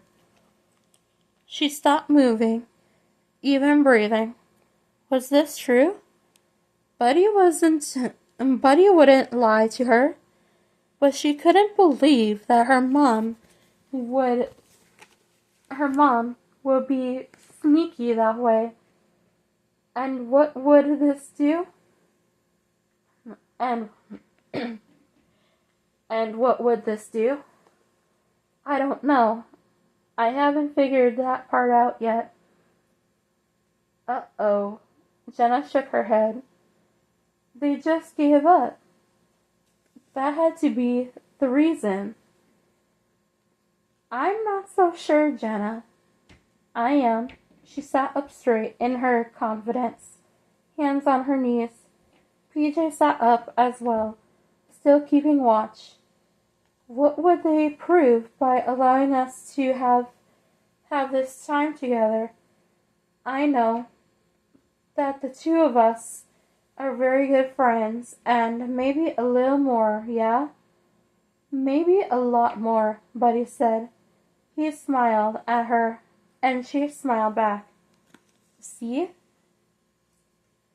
He didn't answer right away, just stroked a hand down PJ's back. He was starting to lose his fuzzy puppy coat and would soon have the silky hair of an older dog. Yeah, he finally said. Maybe you're right. She nudged his shoulder with her own.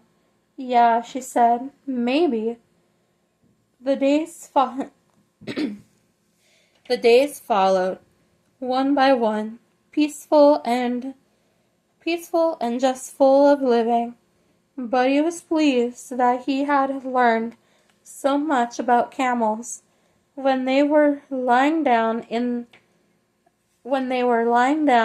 it was called crushing or cushing.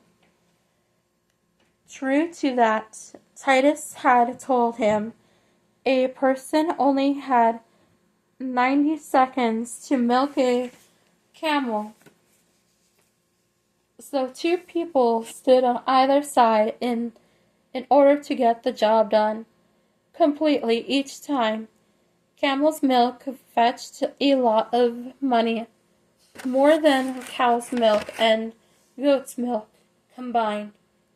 It was almost unbelievable, the price Titus quoted to him. But Buddy had seen other proof. He had seen receipts and record books listing the price. It was so big, it was amazing. If Buddy didn't like camels so much, he would milk them just for profit. But as it was, Titus was paying him a fair wage on top of allowing him to stay in the barn.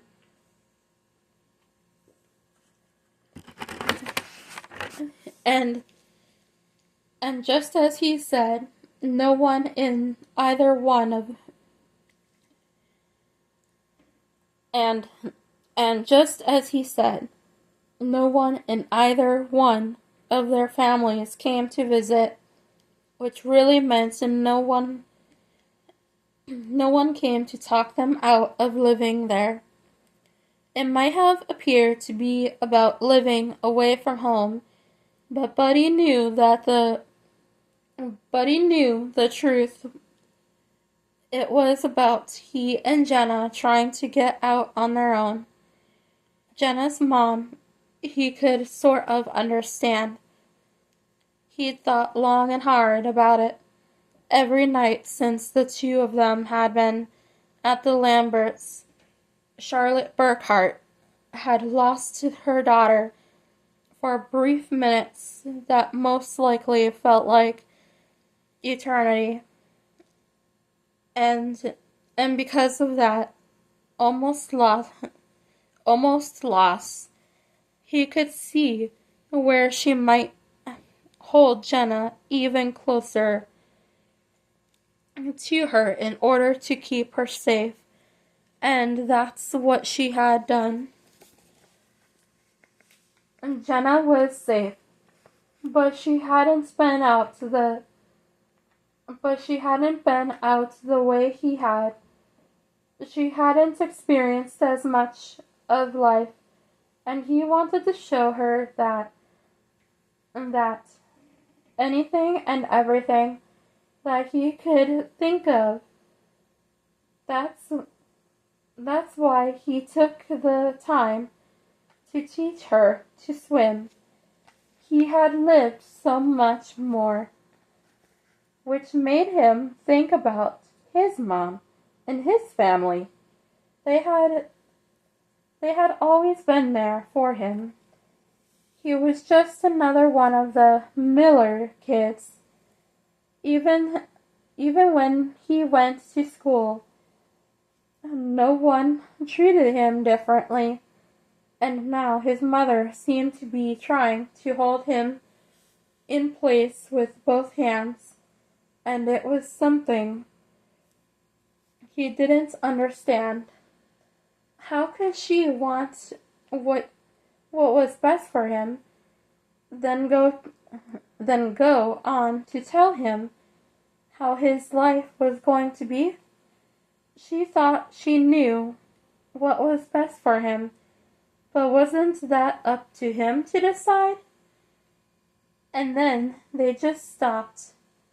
Charlotte and Mom quit trying to keep him and Jenna apart. She might not be able to see it, but he could, and he had been the object of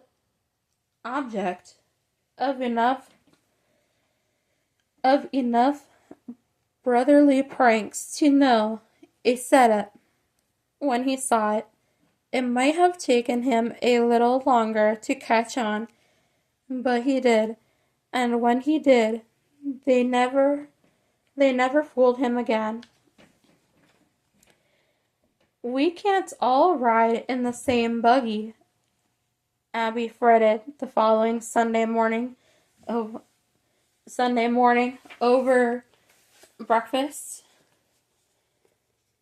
"We'll just have to figure something out," Titus said. Buddy and Jenna had been at the Lamberts for almost 2 weeks, and Buddy had grown to like seeing Jenna's face every morning at breakfast. He loved everything about living with the Lamberts. His bed was comfy, and he was out in the barn, close to all the animals. He was alone out there, but not.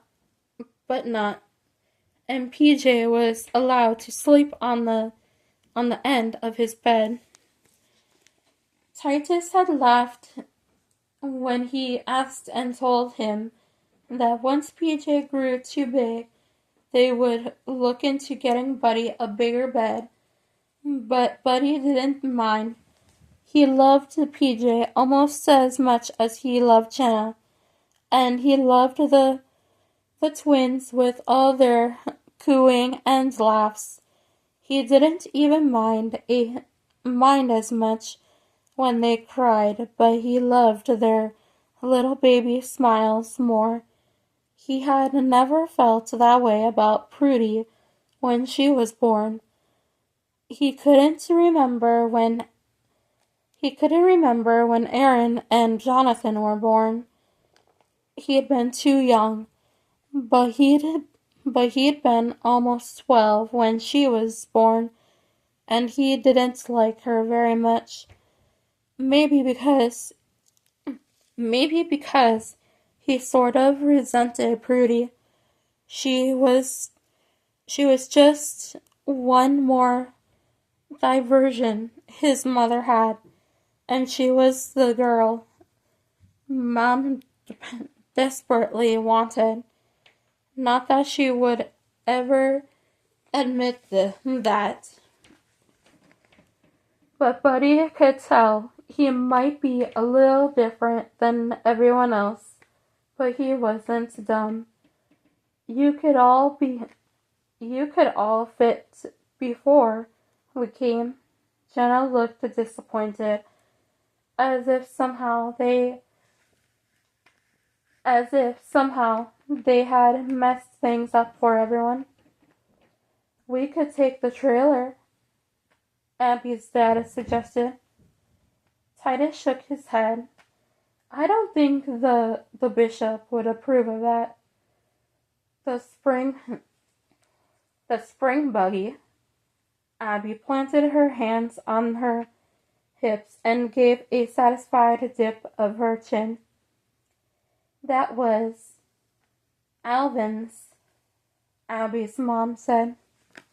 Yeah, Abby replied.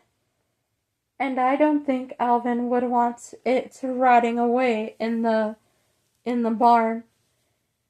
A spring wagon? Buddy asked.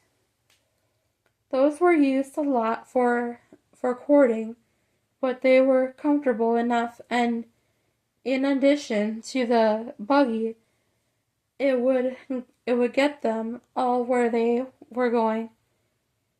And the bishop? Emmanuel asked. I think it'll be okay. The number one thing is we all get to church on time, yeah? Yeah. Everyone else but Buddy and the twins spoke at the same time. Eat up, Titus said. Titus told Buddy. It's probably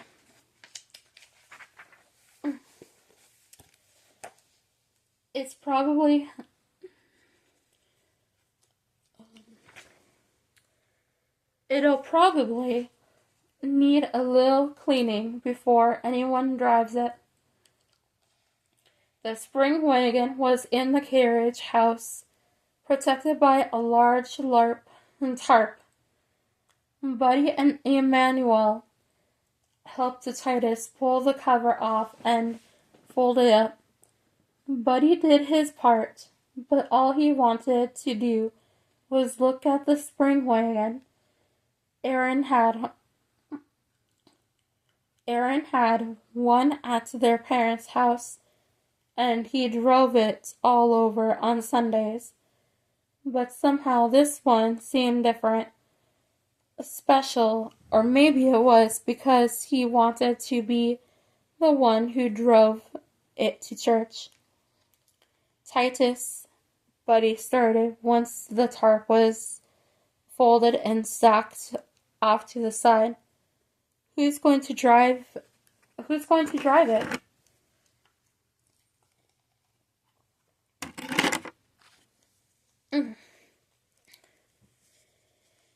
No one, unless we get it clean. Emmanuel looked less than thrilled, but Buddy had to admit he looked that same way most days. Buddy supposed if he had had a son and lost him, that it would be hard to go on. But wasn't that what it was all about? Can I? Buddy asked. He clasped his hands together in front of himself like a small child preparing to pray. Please? You want to drive it? Titus looked. You want to drive it? Titus looked surprised. Buddy nodded. I would love to. Titus studied him for a brief moment, and for that moment, Buddy thought he might say no, But then Titus gave a small nod and said, "Sure, okay." But he had to do everything in his power not to jump up and down in place where he stood. That would be very immature, and he was about to drive the girl he loved to church. Not just to a singing, but church. It was like he was completely normal. One of them. Titus looked down at his dirty hands.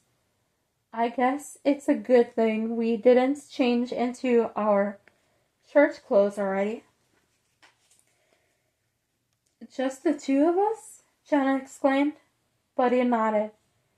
Jenna couldn't believe her ears or eyes. Buddy stood in front of the spring wagon, looking so handsome in his sharp church clothes. He looked especially nice today, and Jenna wondered if perhaps he had ironed his clothes for the occasion. It's beautiful," she said. "I wouldn't go that far," Buddy replied, still grinning. "But I am going to love pulling up to the Ryle's house with you in this." She stumbled a little as they approached the newly cleaned spring wagon. Everyone else had just taken off in the Lamberts' family carriage, and the two of them were left alone. "Everyone's going to see us." "Yeah," he nodded. "That's right." The thought was thrilling, scary even. If she rode to church with Buddy Miller, everyone would know that they were a couple. They had talked of weddings, and yet he hadn't asked her to be a couple with him. She straightened herself and stopped before getting into the wagon. Are you going to ask me?" "Ask you what?" "Buddy Miller, are you joking with me right now?" "No," he said. His expression had lost its earlier playfulness. "What do you want me to ask you?" "If I wasn't Amish," she started, "I might punch you in the arm for that." "That's not a nice thing to say." "It's not a nice thing to drive me to church before you ask me to be your girlfriend." He stared at her, his mouth hanging open. "Is that what this is about?" "Buddy," she was in no mood. "Didn't I ask you to marry me?" "Not quite." "But we talked about getting jobs and getting married." "Yeah," she gave a small nod.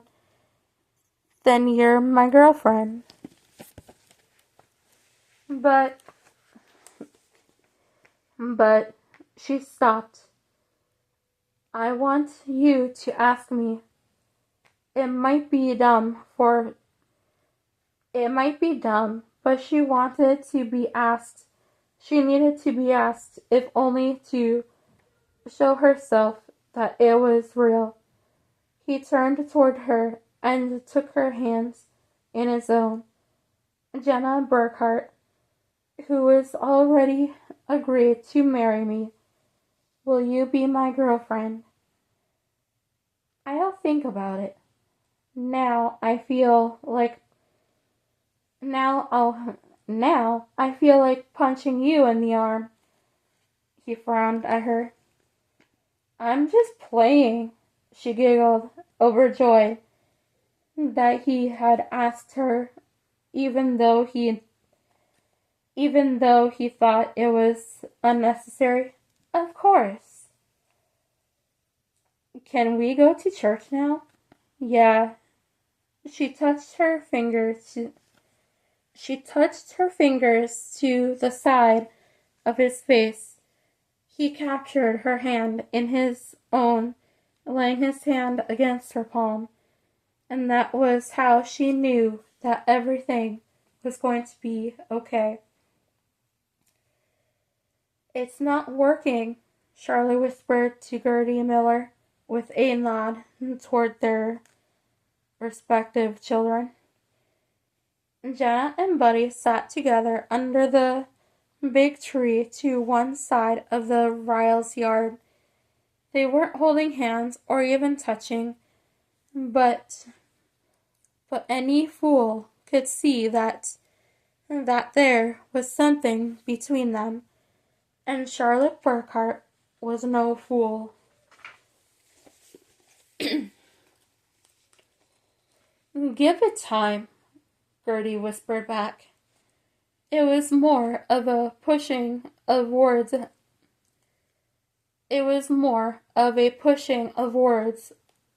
out the side of her mouth as she continued to pour water and other drinks for the church members. "It's been 2 weeks. And you were tired of your household after 2 weeks of marriage?" A heat rose into her face. Charlotte tried not to sputter or yell. "They aren't married. They are living on the same farm, eating every meal together and sharing the chores. That might as well be married." Charlotte turned to stare at Buddy's mother. Was she happy with this situation? The whole plan on waiting was that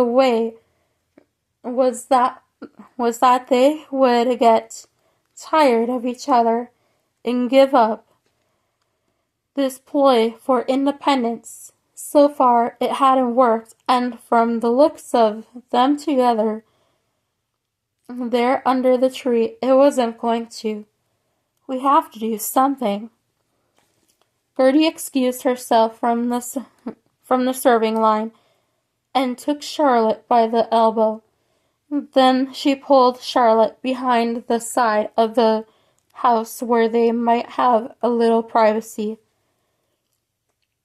I don't like this just as much as you, and I want my Buddy back at home as soon as possible, but I know him, and if I make more out of it than he will dig in, then it might be months before this ends."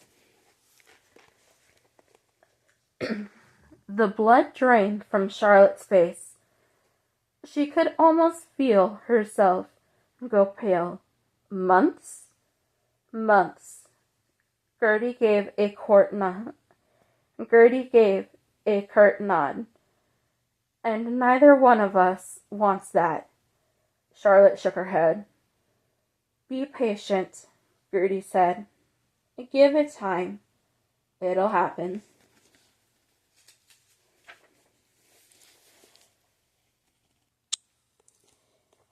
Chapter 17. "You really are good with babies," Abby said a week or so later. Jenna blushed with the compliment and rubbed her nose against Nancy's. "I love babies. I always have. It was one of the only memories she had managed to keep from before the accident." "I'm so very glad that you do, and that you came here to help us." Jenna smiled. "I'm glad too.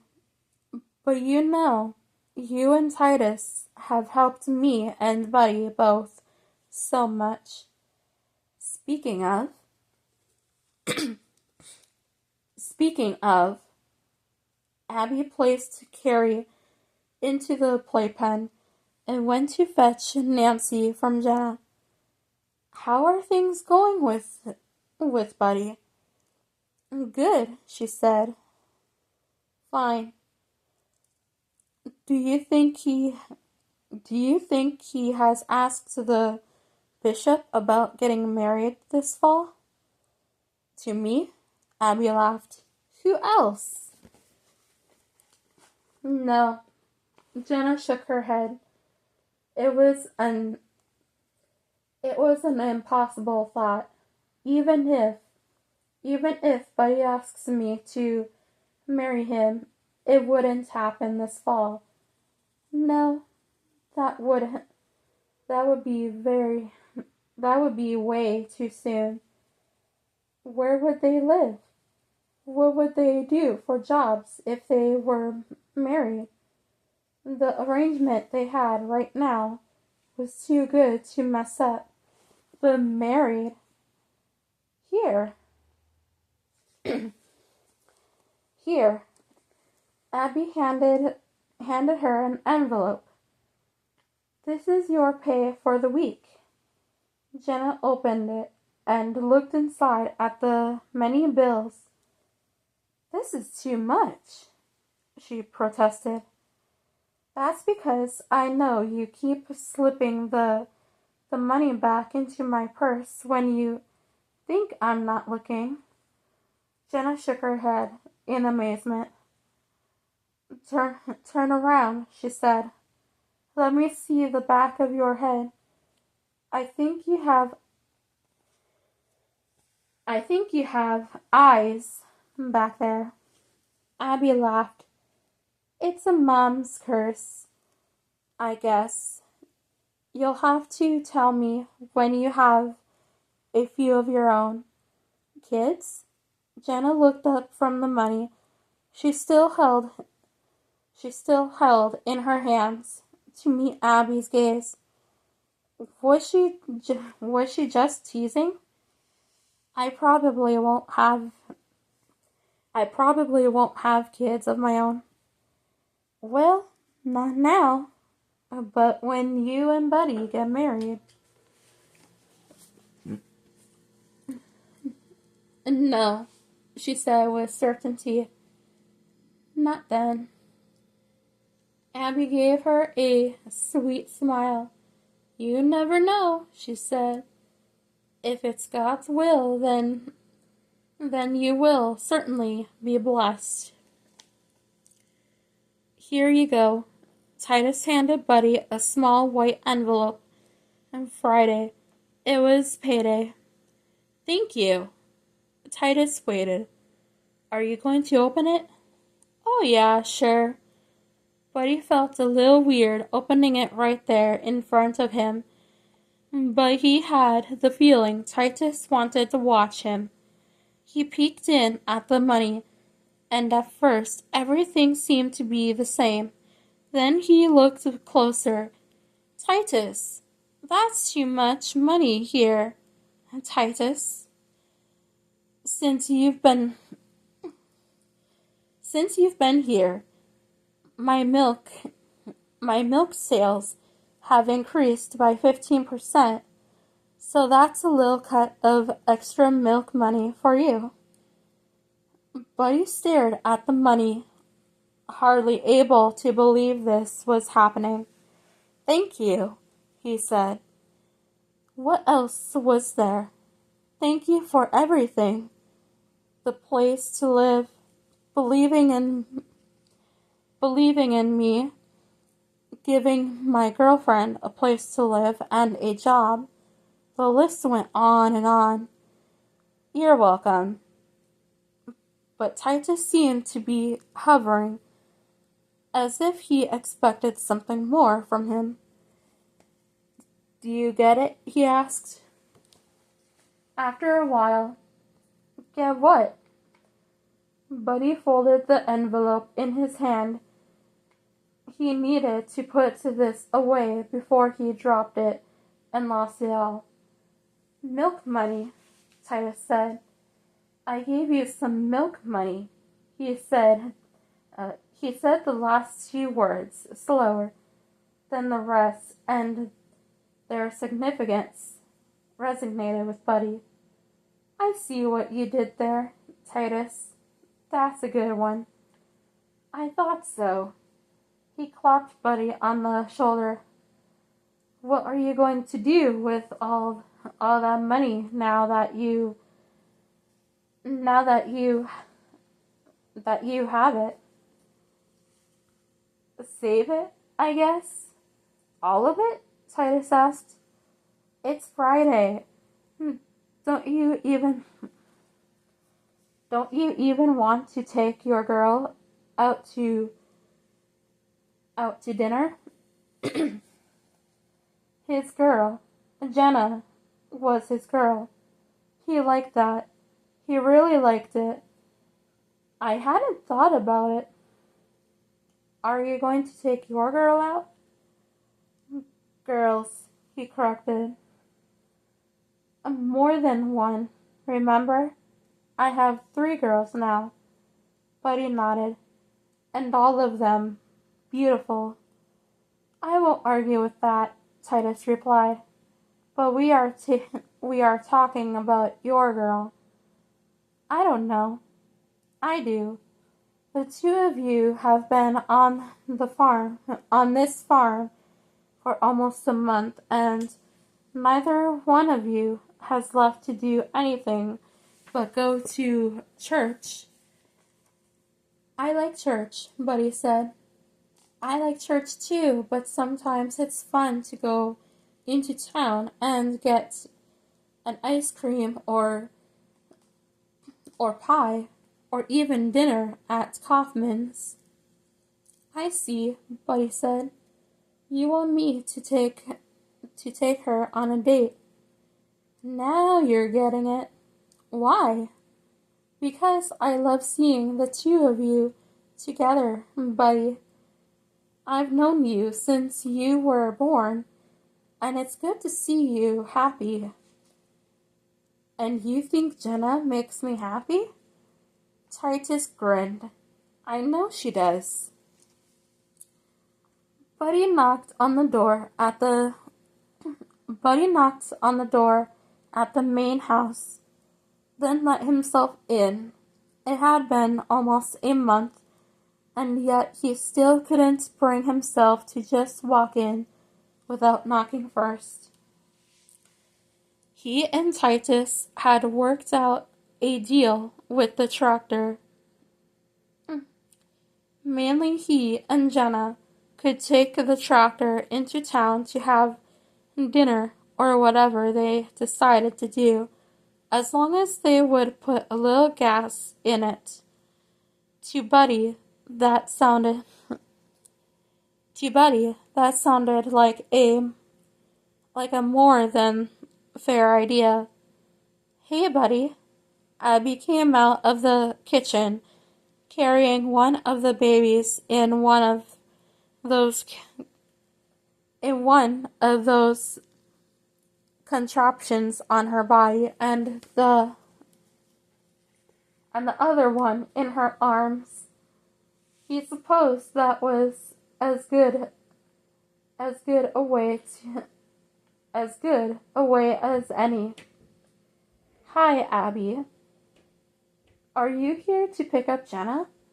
He nodded, even as he felt himself grow warm with his blush. Where's Titus? She waved a vague hand behind her in the shower. Buddy nodded, unsure of what to say next. He was nervous. Not being around Abby, but just waiting on Jenna was making him a little jumpy. This is our first date. Exciting. My first date ever. I'm sure you will have a wonderful time. Where are you going? Kaufman's, I guess. I think we should go to supper, then come back home, I guess. That sounds like a great idea. After dinner, You can walk around town for a bit. You don't have to come right home. I guess. I know. Buddy smiled. He loved talking to Abby. She was she was such a sweet person. He had known her most of his life, but she had been his sister Hannah's age and was more than a couple of years ahead of him in school. Unlike him, Abby had gone to the Amish school, while he had gone into town to the English public school for his learning. I'm ready. Jenna came through the doorway that led from the main house into the doll house. She smiled at him, and Buddy's breath caught in his throat. She looked so beautiful, just like the angel he thought she was. The very first time that he had seen her, and she was wearing the same dress she wore when she made him the cupcakes, the pretty blue one with the whale buttons. I, guess we can go then. He turned back to the lady of the house. Bye, Abby. Bye, she said. Buddy and Jenna walked out to the tractor. Titus must have brought it around for them, while Buddy had been getting ready for his date with Jenna. He couldn't believe it. He was taking his girl out on a date. A real date. He helped her onto the back of the tractor and settled himself down into the seat. Ready? He asked her over one shoulder. Yeah. He could hear the smile in her voice. She was as excited and happy as he was. The trip into town seemed short, maybe because he was enjoying riding along with her. The tractor motor made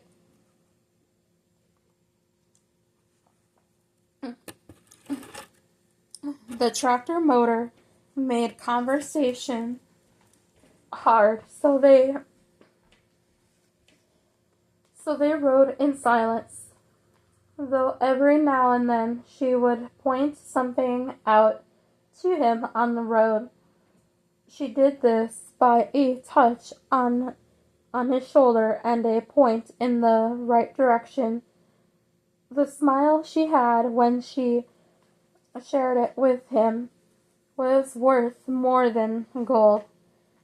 Buddy got a little nervous when they got into town. He'd driven the tractor down the road and into the fields, but he had never parked it in a space before. He wasn't exactly sure how to do it.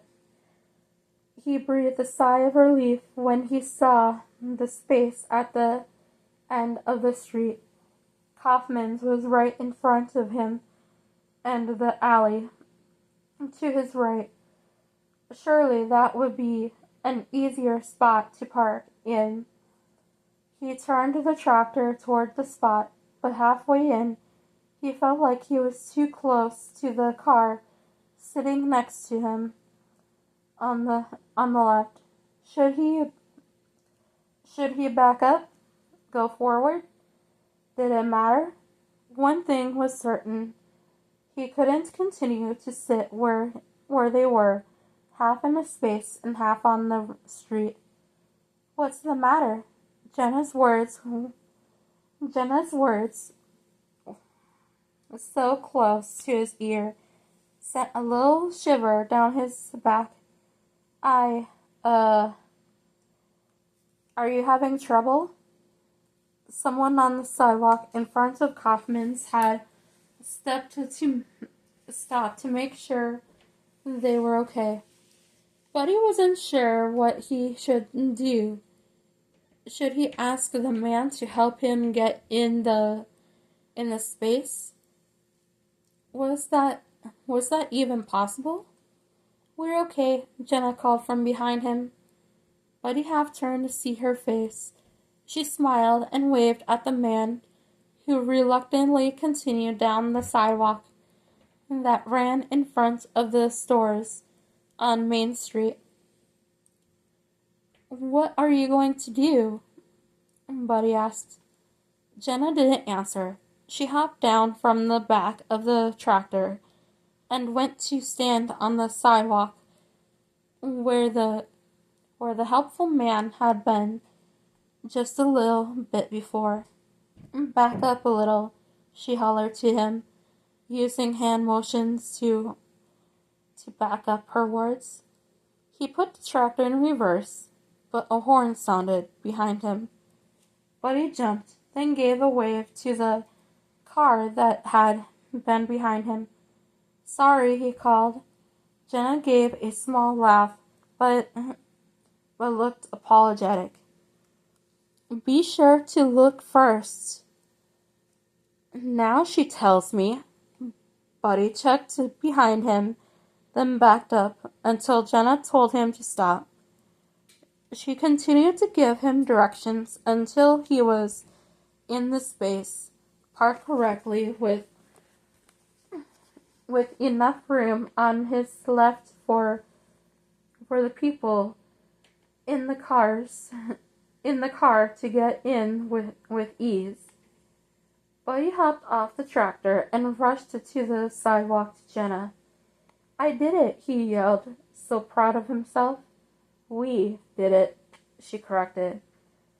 He wanted to pick her up and twirl her around in a circle, but he thought maybe he shouldn't. Not out on the street and not out on the street and all, right in front of Kaufman's. We did it, he said, giving her a smile so big it hurt. She smiled back at him. We make a pretty good team. They walked into Kaufman's side by side. Jenna couldn't stop smiling. Just two? Cora Ann Kaufman was seating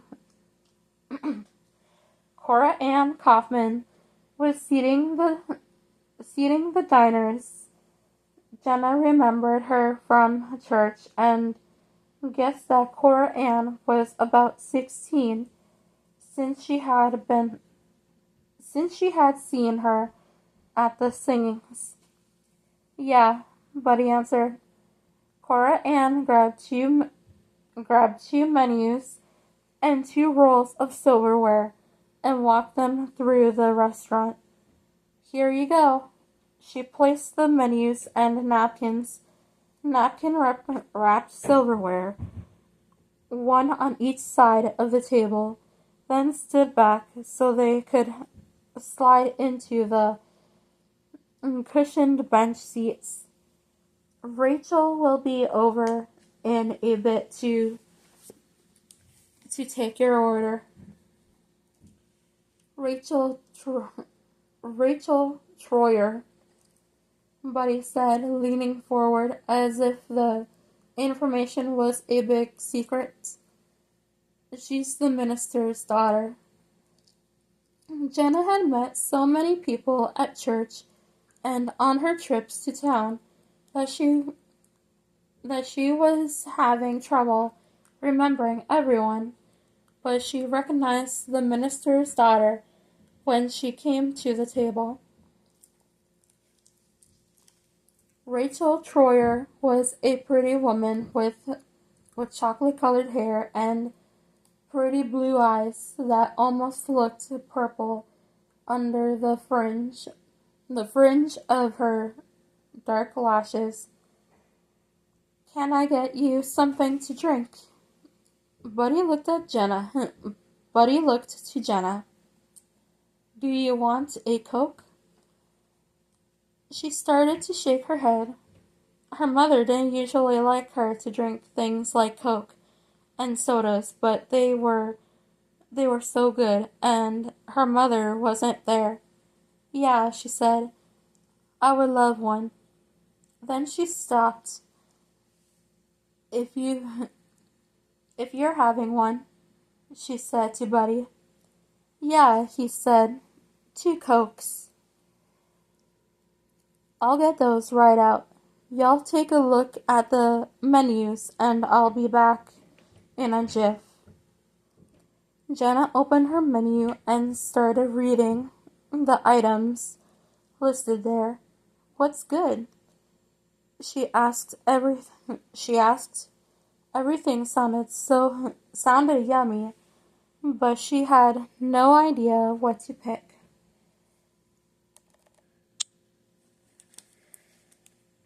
There's the bison. There's the bison meatloaf and the spaghetti. Is it bison too? I don't think so. Sounds good.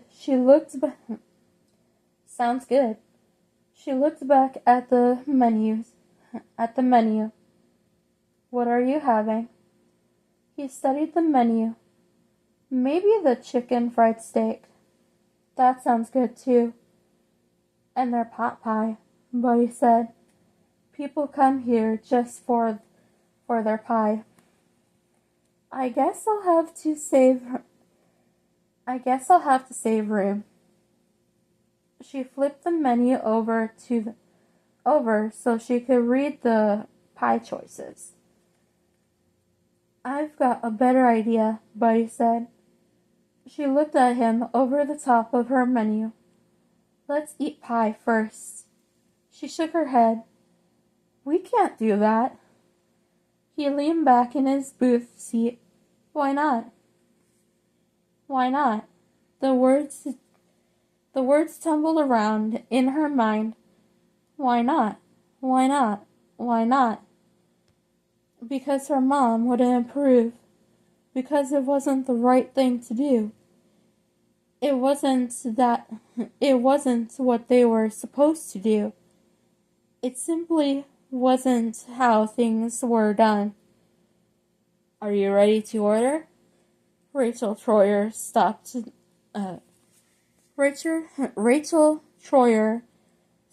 at their table, pad and pen in hand.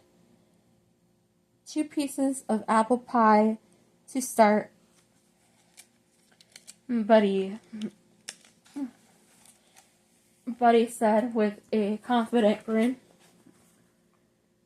Rachel hesitated for a moment, then wrote the words on her notepad. She was left-handed. 1 apple, 1 pecan, Jenna corrected. On a quick rush of air, she said the words, fast like she had to get them out before her mother heard. Rachel scribbled through something and wrote something more on her paper. 1 apple, 1 pecan. That it? For now, Buddy said. We'll want to order our supper afterwards. Share, Jenna demanded the moment the dessert saucers hit the tabletop. Buddy had his fork in his hand, raised and ready to dig into his slice of apple pie. He stared at her. Why are you looking at me like I've gone crazy? You could have ordered apple pie if you wanted it. But I want to try them both. If you give me half of the apple, I'll give you half the pecan. She raised her eyebrows as if to prove to him what a good deal it was. He stopped, leaned back, and pulled pulled the most serious face he could. What if I don't like pecan pie enough to give up half my apple pie? She put her lips together like she was about to blow the seeds off a dandelion, then shook her head. You don't like pecan pie? Buddy couldn't stand it any longer. The laughter rose out of him, even as he tried to keep his serious face. I love pecan pie. I'm just teasing you. She shot him back her own serious look. If I wasn't Amish, she started. Yeah, I know. You would punch me in the arm. Maybe worse, she said. Wanna do the same with supper? She frowned, obviously not understanding. Sure, he said. Yeah, that'd be good. That'd be good, she said. I'll get the spaghetti, and you get the chicken fried steak. Buddy smiled. Deal. Your plan is not working. Charlotte moved past Gertie and into her house. Jonathan and Prudy were sitting on the couch, playing a game. They stopped when they saw her. Yeah, Prudy said. We know. They gathered their game and headed out to the porch to play. I said it would take time, but Charlotte could see the doubt creeping into her eyes. Do you know where they were last night? No. They went to Kaufman's to eat supper, like a date. Gertie moved to the nearest chair and sat down. How do you know this? Charlotte propped her hands on her hips. I have my ways. How am I supposed to believe this? He ordered the chicken fried steak and she ate spaghetti, but they shared both dinners. After they ate their pie first, would you like to know what kind? Gertie shook her head. What are we going to do? Charlotte sat across from Gertie. I don't know. I was counting on your way to do. I was counting on your way to work. It still might, Gertie said hopefully.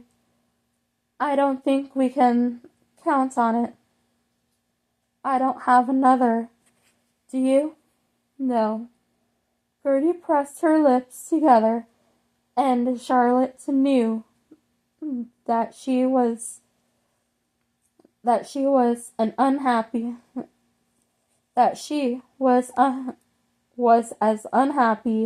about the situation as Charlotte herself. Then I guess we should start praying this one does.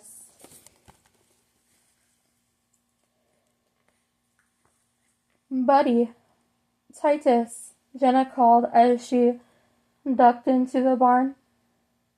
I brought you guys some water. Buddy came around the corner first, a smile on his face. She hoped because of her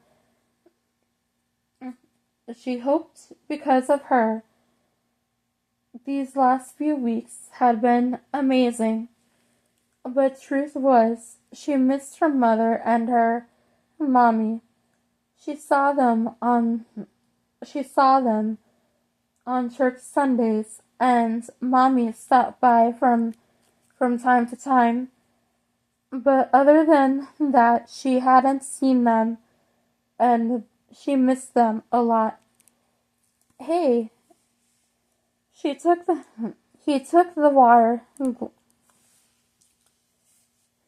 he took the water glass from her and gulped it down in 3 swallows. June in Oklahoma was hot. Thanks. Where's Titus? I have one for him too. He's over in the far pasture, but you can leave it here if you need to get back to the babies. Jenna shook her head. That's what I wanted to talk to you about. But it took another long drink. Yeah? Abby gave me the day off. He frowned. A day off? I want to go see my mom and my mommy. So she said she and Priscilla could take care of the twins and I could take the tractor and go see them.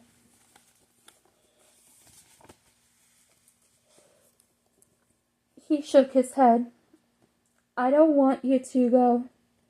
Jenna frowned a bit, then realized what was going on. He was jealous. It's okay, she said. I'm sure Titus will let you go visit your mom if you want to. I don't want to. The hard edge in his voice shocked her. Why not? Because she'll try to talk me out of coming back, and I don't want to have to do that to her.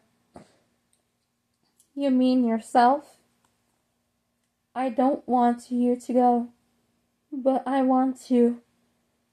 What was wrong with him? What was wrong with him? I'm asking you not to go. But I want to. How many times did she have to say it? If you do, it would be like taking a day off when we get married.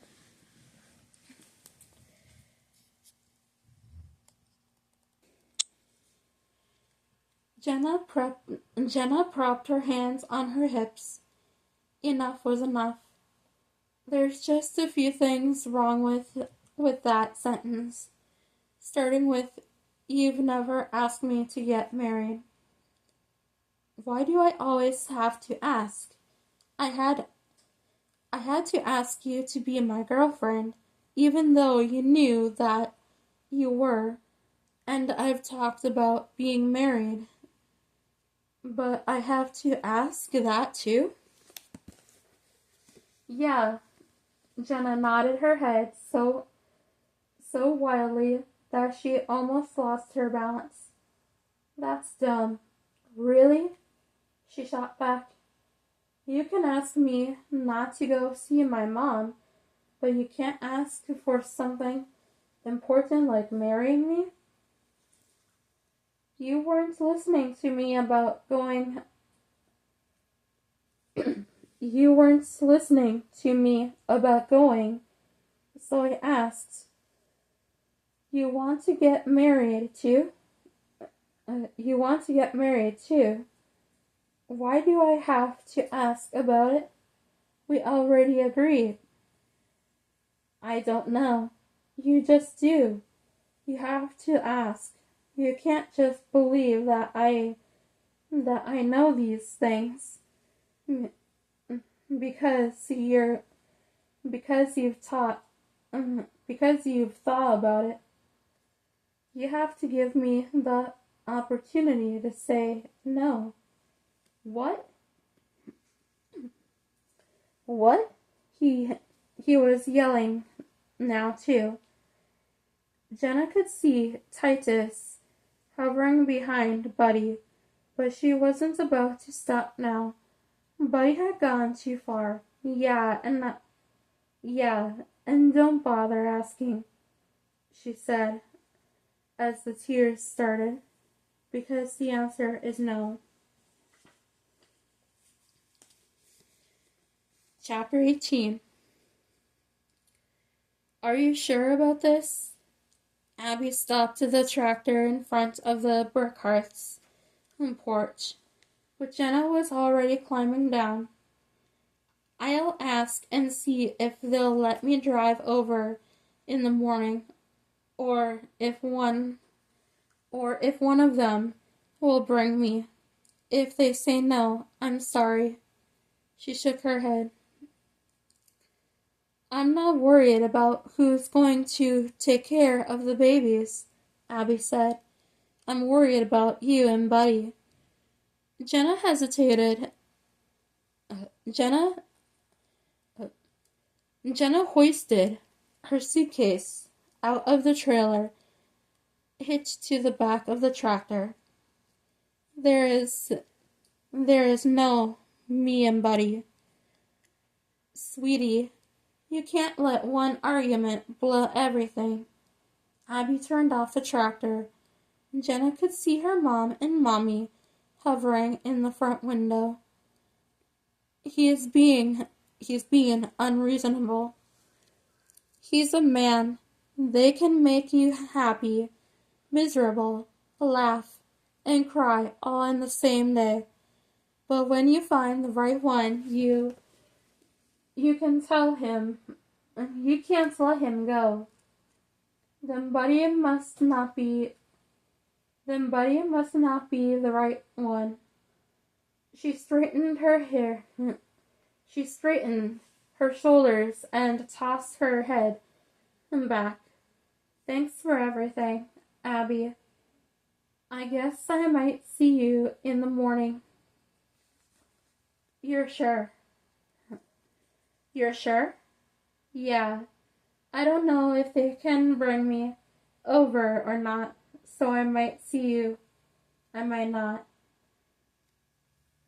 I meant about coming home and staying positive, but her heart was breaking inside. She wasn't going to admit that she might miss Buddy, but she knew without a doubt she would miss little Carrie and little Nancy. They had become so very important to her in the last few weeks. And Abby and Titus, Priscilla and Emmanuel, they had all become like family to her. I'll come get the rest of my stuff as soon as I can. No rush, Abby said. If you change your mind, she started the tractor, but didn't finish the sentence. Jenna nodded and fought back tears. I won't. She stood in the yard till Abby was gone. Then she picked up her bag and started up the porch steps. To her right was the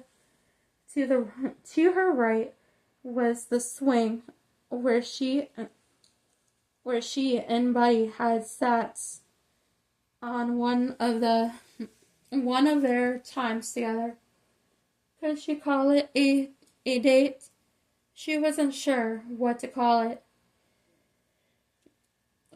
Other than a fun time that had wriggled its way into her heart. One of her favorite memories. The door was wrenched open before she could turn the knob. Mom and Mommy stood there with their arms open to welcome her home. Thankfully, no one asked her anything about the whys of her leaving the Lamberts, because it was something she didn't want to answer. She wasn't sure she knew how to explain what happened. Only that Buddy had broken her heart and she was going back. I made all your favorites for supper, and Mom had Yamaseti fluffy yeast rolls, green beans, and a coconut cake. Well, green beans weren't her favorite, but if she had to eat a vegetable, and she knew that she did, green beans were by far the best.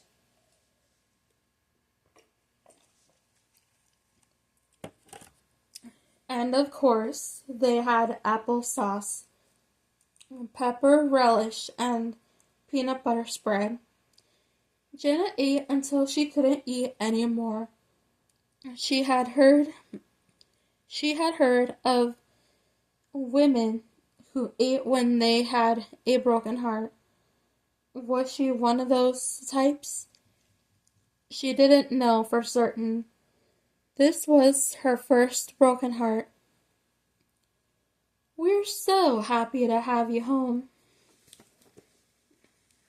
Mom said just before bed. Jenna just nodded. It was happy and sad.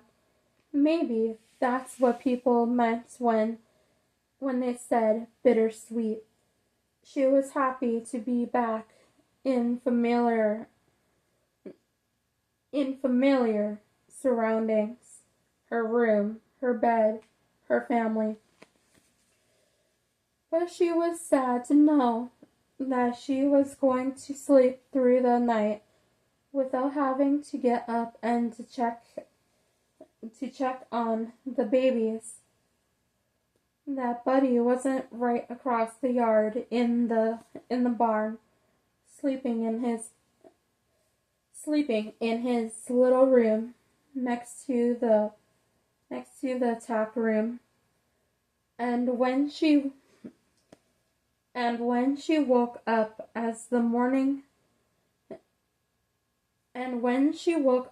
in the morning, she would still be in the familiar surroundings. But Buddy would not be there, and she hated to admit it, but she would miss him, even if she was acting like a fool over her wanting to come home for a visit.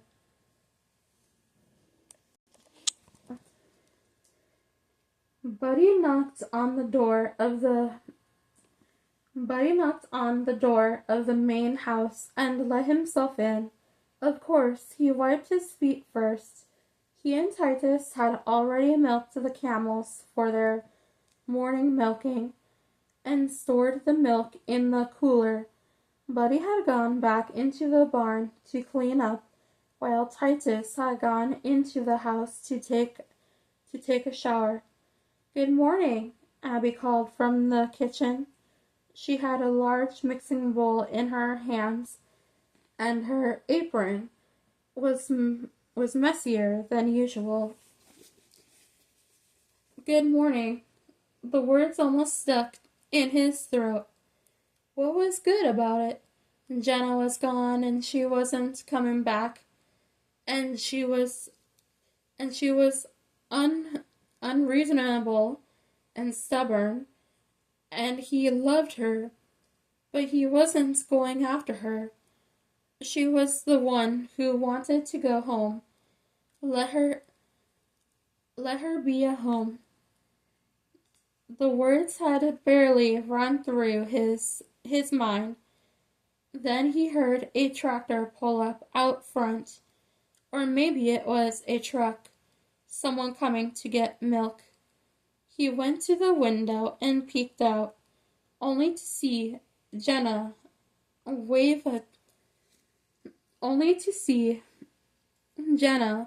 waved to her grandmother as Nadine pulled away, and before he could register what register what that meant, the front door opened and Jenna breezed in. "Good morning," she said, the words like she meant it, like everything that happened yesterday wasn't her fault, like it didn't matter, like she hadn't broken his heart. "I'm not hungry," Buddy said. He turned on his heel and brushed past Jenna before marching out the front door. There were some things a man just couldn't take, and this was one of them. "Buddy," Abby called, but he was gone before she could say anything else. Jenna watched Buddy walk out and knew that what she had done was wrong, but she had been thinking about Abby and Priscilla and how much help they needed with the twins. She had wanted to take some of the burden as she had promised, but it seemed that might not be the best idea. "I'm sorry," she said. It was wrong to come here. I thought it was right, but I was wrong." "What's going on?" Titus came down the stairs as Jenna turned in a circle, trying to decide what she should do next. Buddy wasn't going to eat, and all because of her. "I'm going home." She started for the front door. "Jenna, you can't just leave." She thought it was Priscilla who said that. "You got a tractor?" "You got a tractor?" That was Emmanuel. Great. She had disturbed everyone. Why had she come here today? She should have stayed home. She should have never made this play for independence. It had been fun while it lasted, but it was over now. "Jenna, Jenna, Jenna," everyone called after her, but she kept going. Once she was in the yard, she wasn't sure what to do. She didn't have a way to get home. She could walk, but it was a ways back to her house. What other choice did she have? Mommy wouldn't come back until after 3, and she had no other way to get back home. "Jenna." She turned at the sound of her name to find Titus coming out of the house. "You don't have to leave." She shook her head. "I do too." She had to get out of there before the tears that threatened overtook her, and she embarrassed herself beyond saving. "I'll drive you." "Thank you." She waited while he went into the barn to get the tractor. "I'm sorry," she said a few minutes later, when he had brought the tractor around.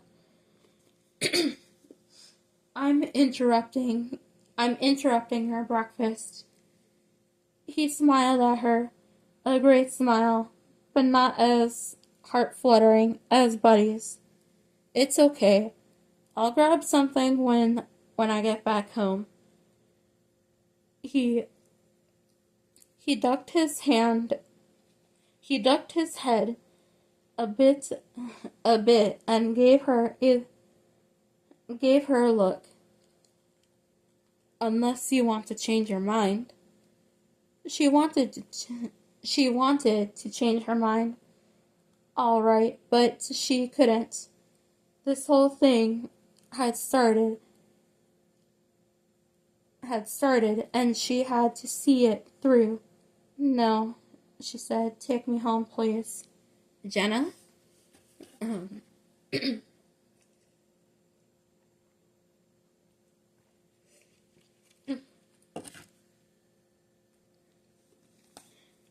Jenna?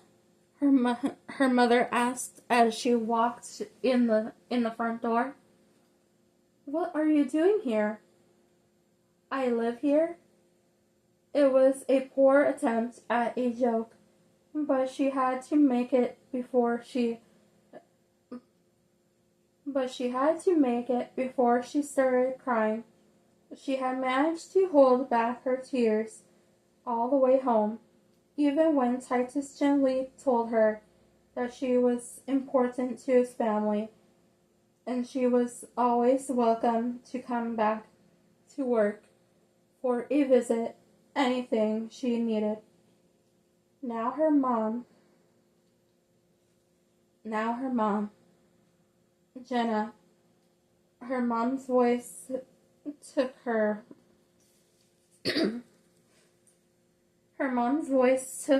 broken and battered heart and splintered it. She didn't want Mom feeling sorry for her. Jenna held up her hands. I need to go rest. Mom's forehead pinched with worry, but she nodded. And just in time, Jenna's tears started to fall as she raced up the stairs. They didn't stop for a long time. Buddy managed to pull himself together and get to work. He had just been surprised, that's all. He hadn't expected Jenna to be there in the main house this morning. She had left the day before, and seeing as how her mother never wanted her to have the job, he figured it was over. The only time he would have to worry about seeing Jenna was church. He had days before he had to figure that one out. I'm sorry about this morning, he told Titus as they started brushing the camels. It might be almost summer, but the camels were still shedding their winter coats. It's all right, Titus said. Are you okay? He nodded. Even though he wanted to go to his room, throw himself across his bed and cry, he was afraid if he did that he might not ever stop. No, he needed to keep his normal, and normal for him now was helping Titus with the camels. His dad didn't think he could be responsible, and he was. This was about more than Jenna. She might have been part of the beginning of it, but she wasn't going to be a part of the end. He stopped brushing, pulled the clumps of hair from the brush, and patted Jewel on the neck. They were beautiful, these wonderful animals that God had created. They had varying colors in their coats and long eyelashes that looked almost comical. Titus had told him their eyelashes were so long to protect their eyes from the desert sand. There wasn't much desert around them now, but he was still glad they had them. For some reason, he thought it made them even more beautiful. You should probably give PJ a good brushing today, Titus said. He finished up with Eileen and sent both camels out into the back property. They were good for all sorts of things, including eating,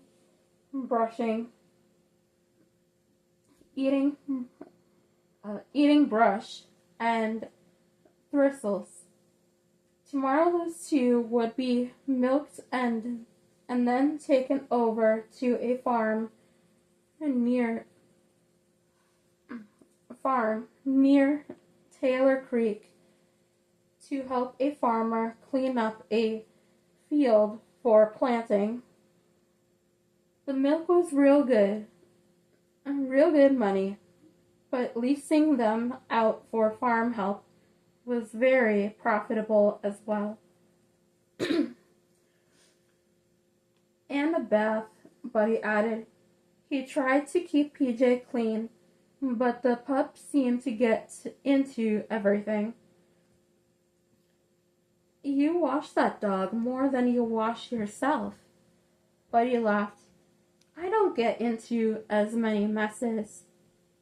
You got me there. Titus clapped him on the shoulder, clapped him on the back in a way that made Buddy feel proud to have taken on this job, proud to be friends with Titus. They were friends because they worked together and liked each other, not because they were related. We're friends, right? Buddy asked as they made their way side by side to the tack room. They hung up their brushes that chore complete. They hung up their brushes that chore complete for the day. They would probably have to give the camels daily brushing for another week or so. Then they could do it less. Titus had told him, "Yeah, of course we're friends." "Okay, I was just joking." He had just lost the best friend he'd ever had. He needed to know he had a few people out there who were still on his side. "Jenna, honey, aren't you hungry?" No. She didn't bother to lift her head when she answered. She probably couldn't have anyway. Her whole body hurt. She felt like she had been run over by a train. That might be exaggerating just a little, but she did feel bad, and she didn't know why. She had come upstairs after she got home and dropped her suitcase on the floor. Then she'd lain down and hadn't been up since. She had eaten breakfast but no lunch, and she really didn't want any supper either. "Come down," her mom urged. "There's some cake left. The coconut one, your favorite." Cake. She might not want to eat any supper, but a piece of cake might be just the ticket to get her back to herself. Yeah, because it was her favorite, and her mom made it, and it would help her feel better, if nothing else. She pushed herself up in her darkened room. It wasn't that the sun had gone down, but because her room was on the west side of the house. She got all the sun in the afternoon, so they had installed blackout shades to help keep the room cool. She was She was glad because she had used them to keep out the sun, the world. Okay, she wiped at her eyes, but there were no tears. She had cried herself out hours ago. We could eat some supper and then play a game. Would you like that?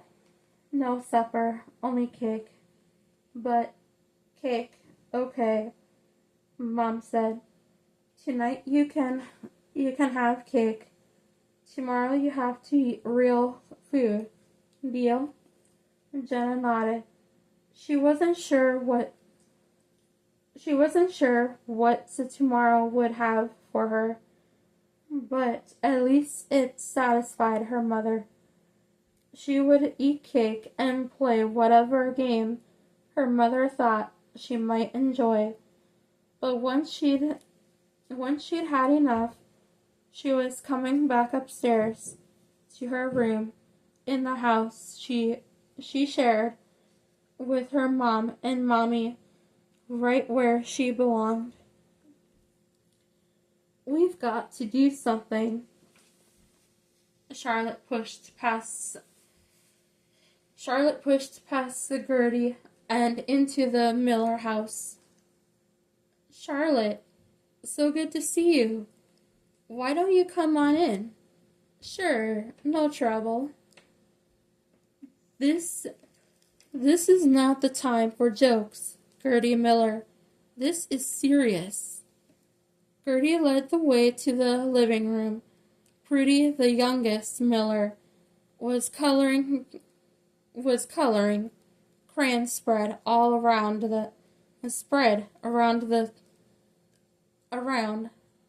and tongue in the corner of her mouth. She looked up and saw them when they came into the room. She gave an oversized sigh and started gathering her things. Yeah, I know. Gertie waited until Prudy was gone before addressing Charlotte. You got what you wanted, yeah? Well, yeah, but it's not good. What do you mean, it's not good? Gertie sighed. Jenna Gale won't get out of bed. All she will eat is coconut cake. It's out of control. The whole situation was frustrating. It's only been a couple of days. That's long enough, Charlotte said. She collapsed onto the couch. What are we going to do? We? You helped get us to this point. You need to help us get past it. Gertie came around and sat on the edge of the chair next to Charlotte. I don't understand.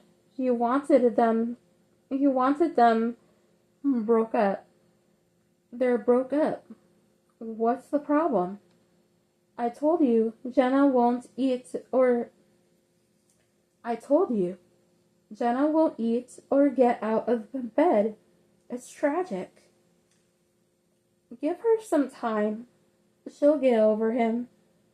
This is what you wanted. Not exactly. Charlotte pushed herself up in the seat. I didn't want her like this. She had only thought about protecting her. She hadn't thought it would hurt her in the process. Be careful what you wish for, Gertie said. What? Gertie shook her head. Something my mommy used to say. What do we do now? Gertie stood and urged Charlotte to do the same. We give it time. Isn't that what you said last time? Yeah. And it worked, did it? Uh, sort of.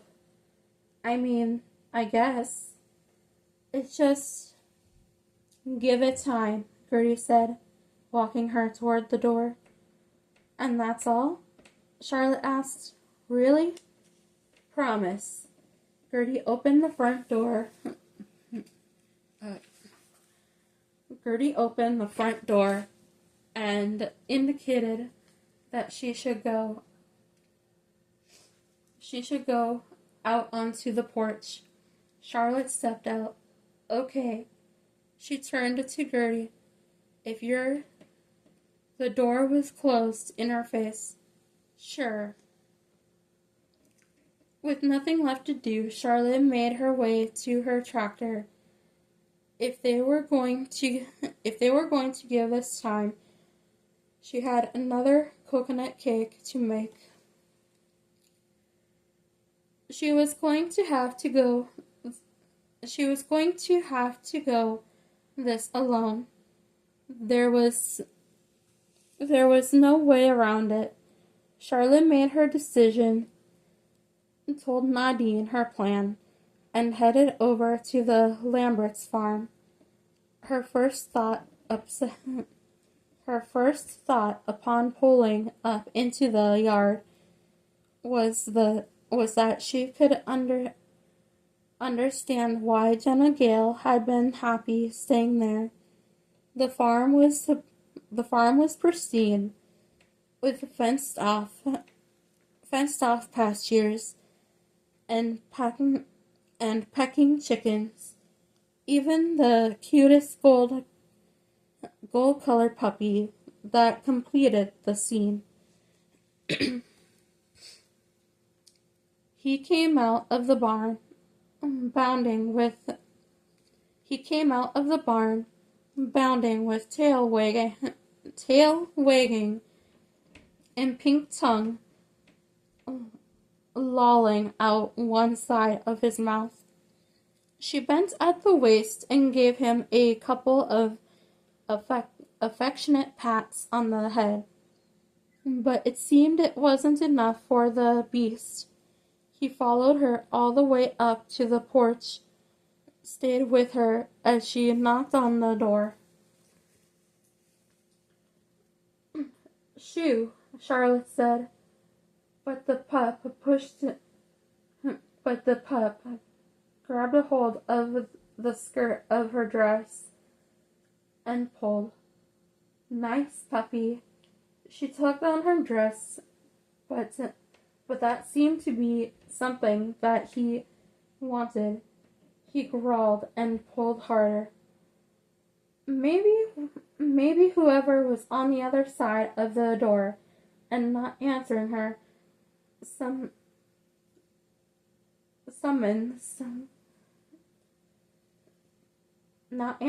summons would be able to save her from the creature. He hadn't been this persistent the last time she was here. Hello? She called and knocked again. The puppy pulled harder and growled louder. Why hadn't she spent more time with dogs? Maybe she would know a little more about them, and she would know what to do with this one tugging on her skirt.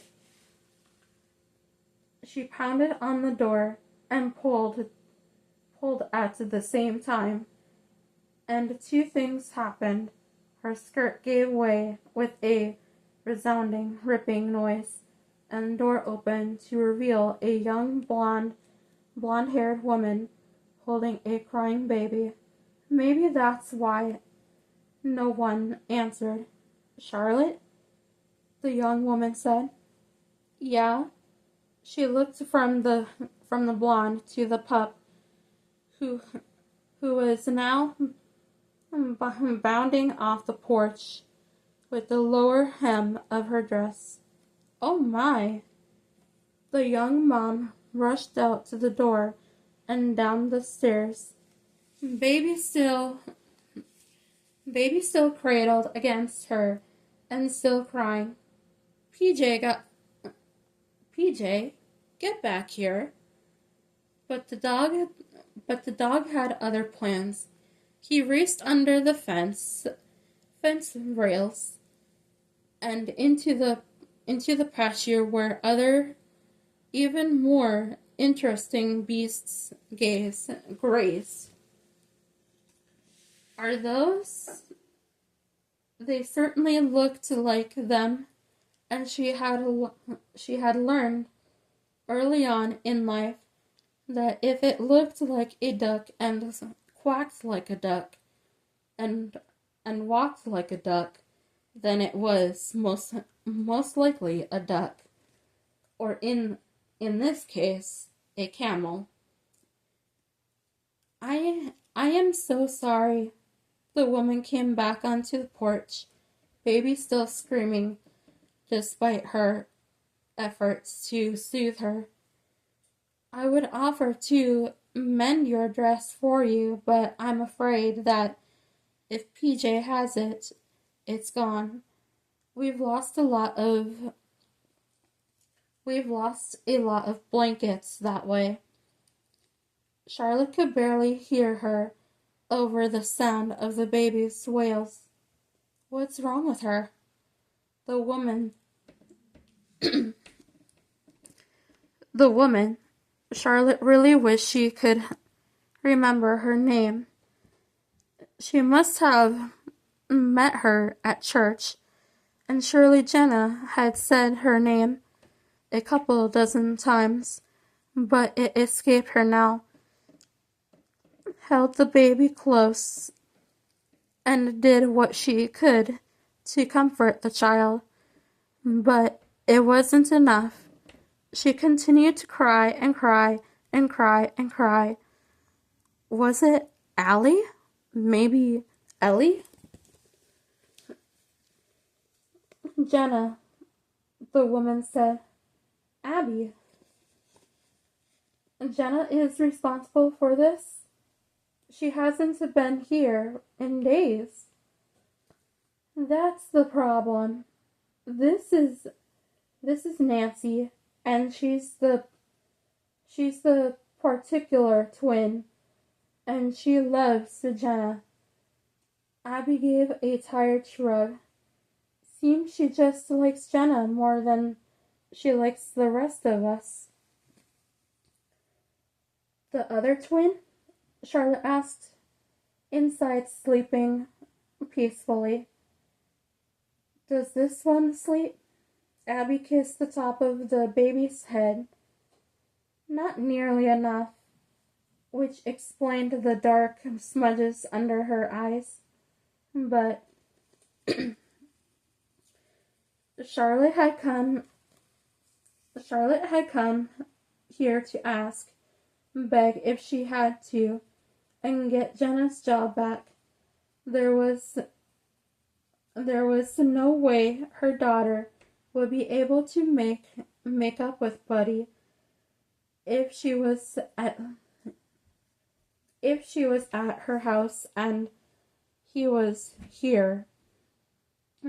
So you would be open to Jenna coming back to work? Open? Abby looked as if she might fall at Charlotte's feet. I never wanted her to go, but I couldn't ask for her to come back. I wouldn't want to put her in that sort of spot with Buddy. May I? Charlotte motioned toward the baby. She wasn't sure what she could do, but she felt the need to do something. Abby handed her the child, but there was no change in the volume of her screams. I think it would be good to get her and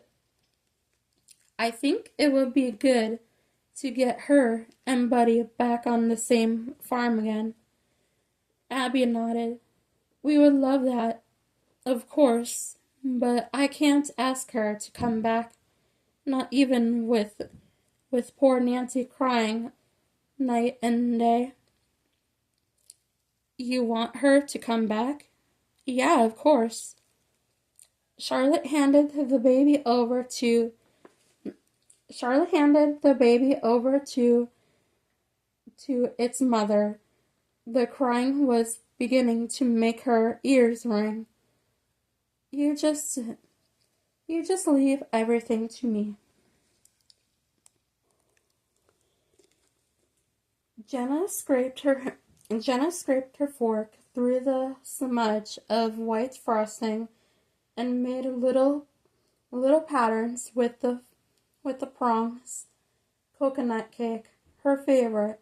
Her mother had made too since her breakup with Buddy, but neither one or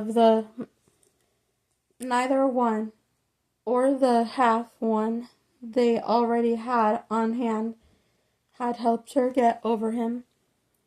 Sometimes there just wasn't enough coconut cake in the world to heal a broken heart. She thought she heard the tractor outside, but wasn't positive until her mother came breezing through the front door. Where's Mommy? Mom asked. Out in the garden.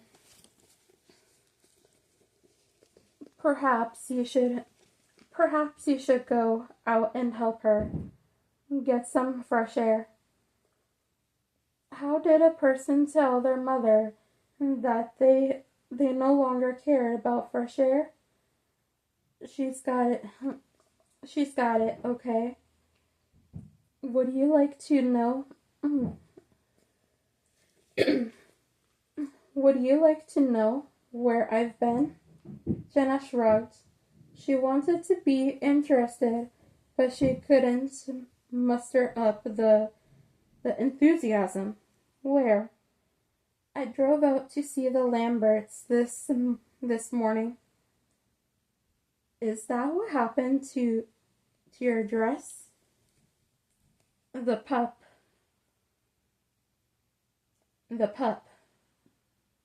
PJ, how she missed his fuzzy paws and sweet deposition. She missed so much about the Lamberts, including Buddy, though she would never admit that to anyone. She couldn't. The Amish liked to talk too much, and eventually it would get back to Buddy, and he would know what a mess she was over him. She wasn't completely sure why. She didn't want him to know. She just didn't. He's a little sweetie, she said, and had to blink back the tears. I wouldn't say that, but you know who is a sweetie? Who? Those babies. The twins. She missed them all so much. Abby, Titus, the Kings, and all the animals. But most of all, aside from Buddy, it was Carrie and Nancy. I say both of them, but there's one. Cried the whole time I was there. Nancy. I believe that's what she said her name was. It was hard to hear over all that wailing. Never heard a child cry like that in all my born days. Jenna had been hopeful that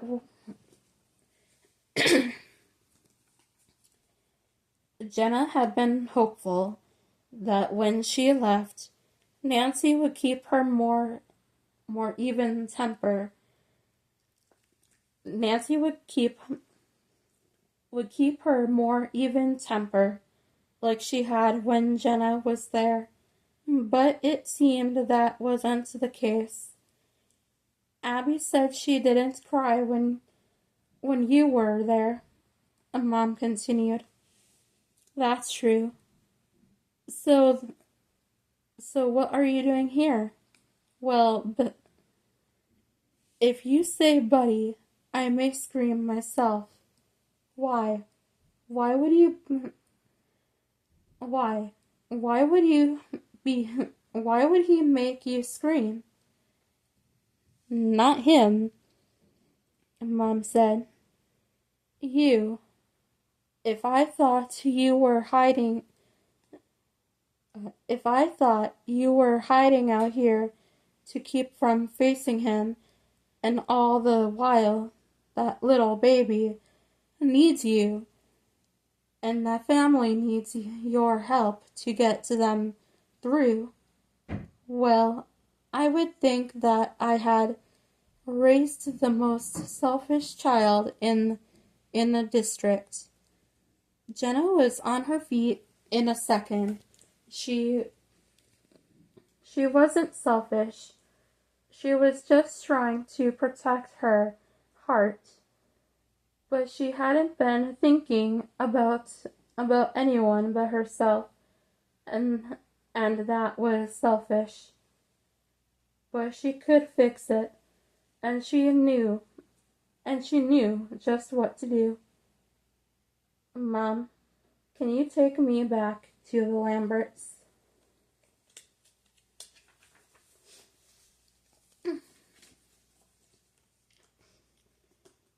Chapter 19.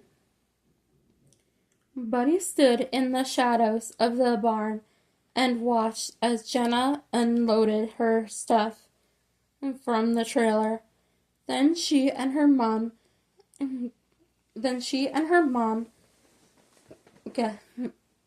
gathered everything up and carted it into the house. He should have gone out to help them, but he was still reeling at the sight of her. She had come back to apologize to him and tell him that he was right, that she should have realized that he cared about her and that words weren't the most important thing between them. Probably not, seeing as how she carried her bags into the house without even the smallest look toward the barn. She had come back for Titus and Abby, or rather, baby Nancy, who seemed to like Jenna more than she liked anyone else. But he wished more than anything that she had come back for him, even if not to tell him that he was right and to apologize.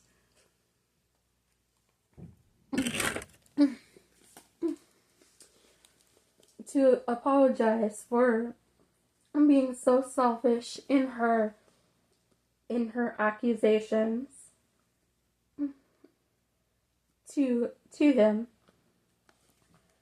He watched them until they disappeared into the house.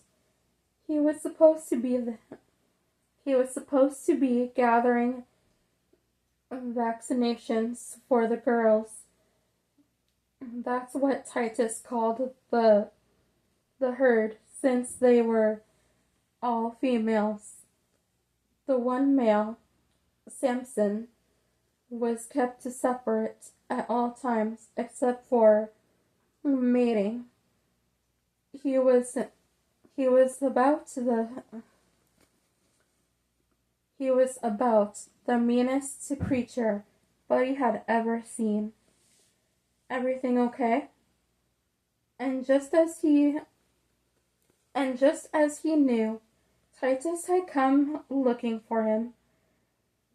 Buddy had planned plenty of time to get plenty of time to get to the barn and get back. And here he stood. Jenna's back. Titus grinned.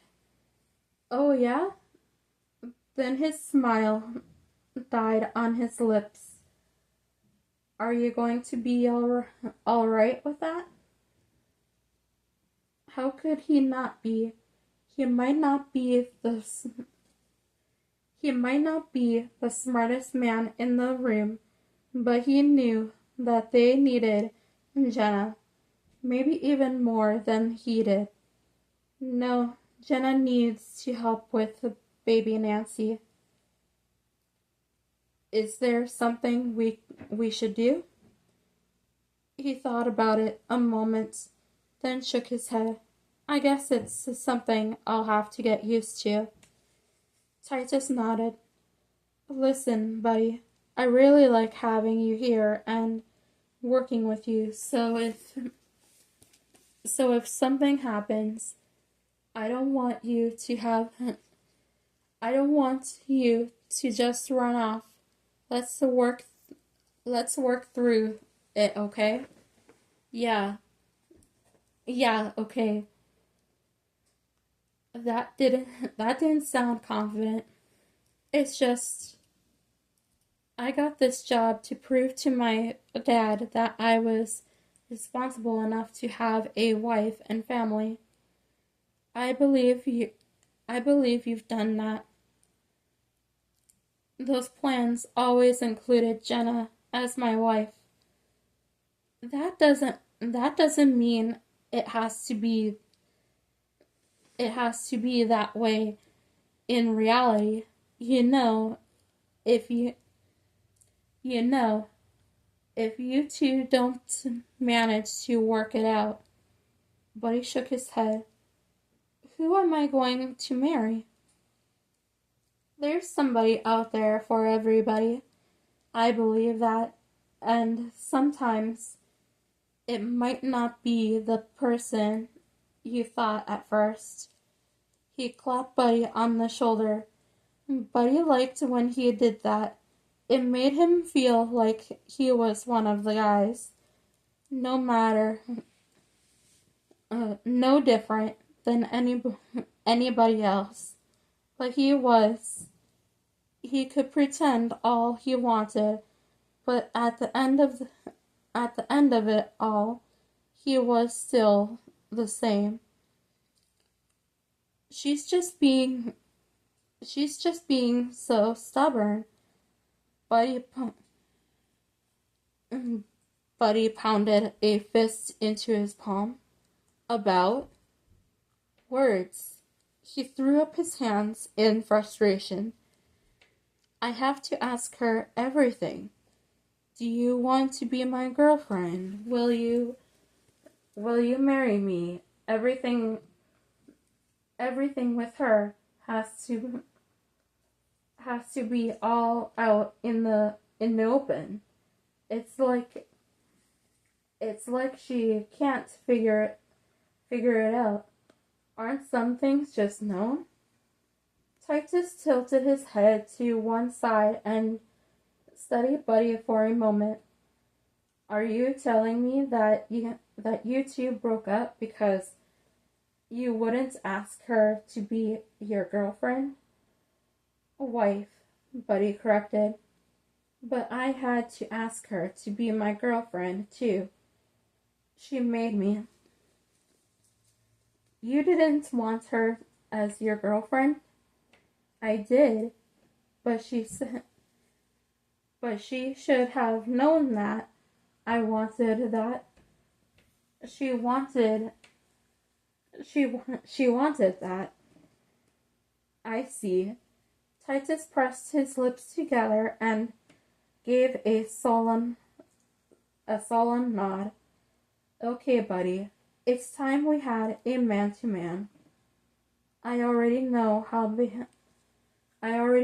babies are made. Titus laughed. That may be, but you have a lot to learn about women. Buddy studied his reflection in the mirror and slicked one hand over the cowlick in the front of his hair. It immediately sprung back into place. It had finally grown out from when he had cut it, but it still didn't behave any better than before. Baby lotion hadn't helped before, and he didn't have any out here in his room anyway. He pulled on the hair, and it returned to its original position. Leave it, a little voice said. It's part of who you are, and you shouldn't change. But Titus's talk from that morning was still running around in his head. If he wanted a woman, any woman, not just Jenna, then he had to remember that some things had to be done their way. But he wasn't 100% sure what he meant by that. But he got to the feeling that Titus was trying to tell him that if Jenna wanted to be asked to be his wife, or anything else for that matter, then he should ask it. It didn't matter. Then he should ask. It didn't matter how he felt about the situation. If he wanted her, then that was the price. Buddy tugged on the hair again, but that only made it stick out more. Oh well. It wasn't like she cared. If she had really and truly cared, she wouldn't have left. She would have stayed here with him, but she had made her choices. He left his room and made his way through the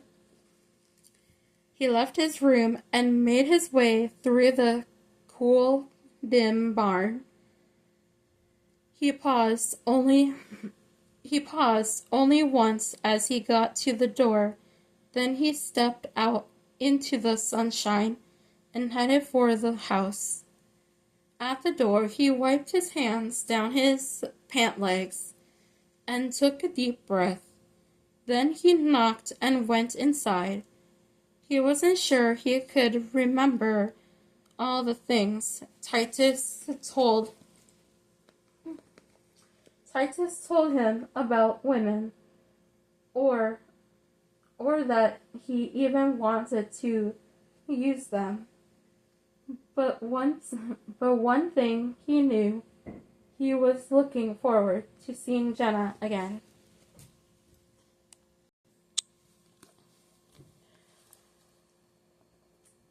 Jenna's breath caught in her throat when she saw him. She had avoided looking outside all day as she helped Priscilla and Abby with the babies, particularly Nancy. Jenna hadn't wanted to see Buddy. He wasn't why she had come back. She had come back for the family. So she didn't need so she didn't need to see him or talk to him or even act like he was there. So her breath hitched and she turned away. She was supposed She was supposed to be setting the table for their meal, and that's exactly what she was going to do. Tablecloth in place, plates, forks, knives, glasses of water. Without another look at him, she turned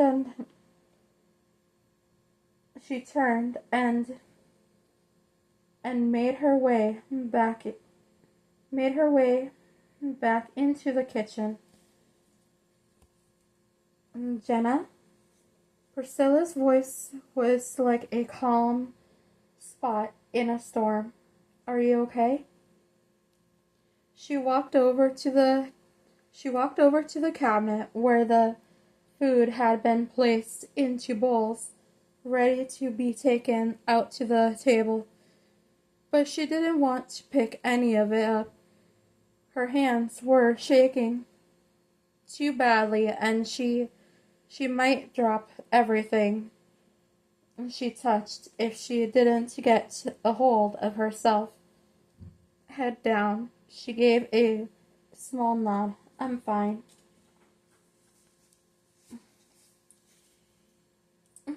That she could trust.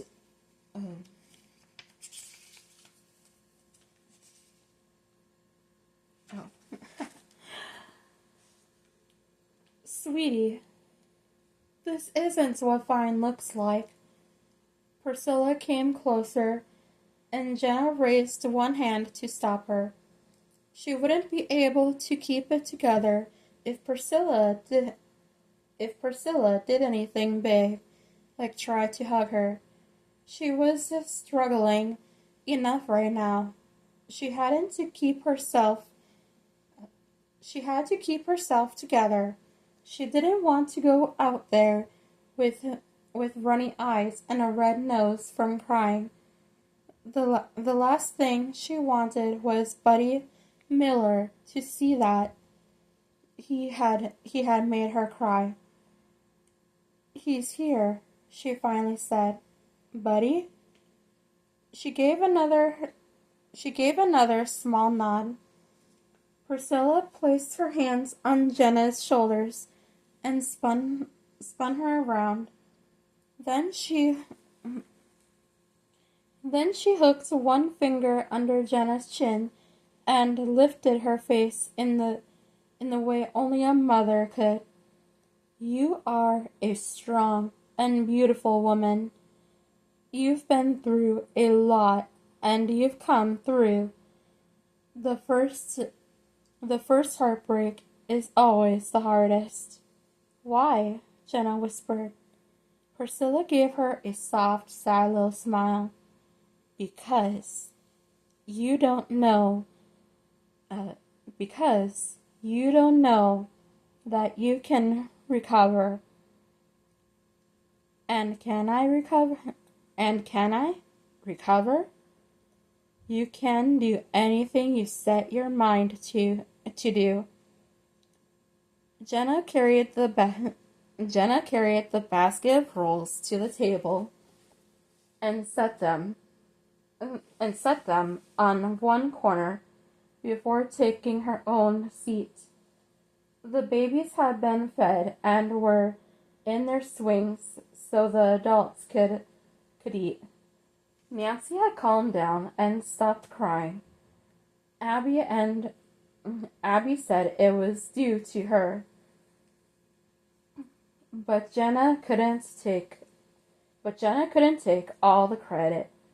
But she was happy to be back with the Lamberts. She felt useful again, even if she wasn't needed by Buddy, even if Abby said she needed her.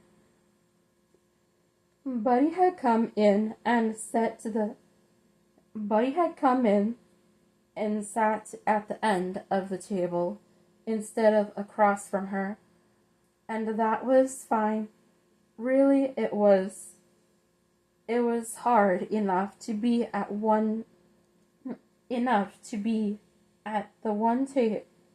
the table with him, without having to look up and see those honey-colored eyes of his, and know that he didn't care enough about her to say the few words needed to ask her to be a part of his life. But sitting at the table with him and not being able to but sitting at the table with him and not being able to talk to him like she had before. She could talk to him, but things were different now. Nothing was the same, and she hated it. Dinner consisted of a lot of over loud talking and the clinking of silverware. Buddy didn't say a word, and neither did Jenna, unless someone said something to her directly. She told herself that this supper would be the hardest, but she didn't know that for certain, and she wasn't sure that she could trust that tomorrow's breakfast would be as awkward. If she was going to stay there and help with the Lamberts, she needed to clear the air with Buddy. So after she said So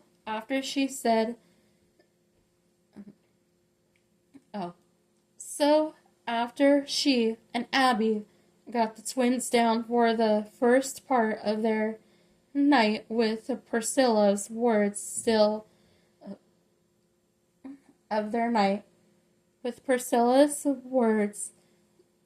up front in her mind, Jenna went out to the barn to find Buddy. She expected the barn to be dark, but was surprised how little she could see. The sun was on its way down, so she followed the light that came from his room. She made her way, stopping to think about what she was doing now that she was standing right outside his half-open door. Maybe this should wait until morning. It felt a little intimate. She started to back away when his door came all the way open. "Jenna? Buddy?" The words gushed from her, along with all the air in her lungs. She sucked in another breath. "I shouldn't be here." PJ wriggled past his master and braced those big, fuzzy paws on Jenna's legs. She rubbed his ears and got a doggy kiss for her efforts. She had missed the dog almost as much as she missed Buddy. The truth seemed to strike him then that they were alone in the darkened barn. Oh, we could walk if you want." "Yeah," she nodded a little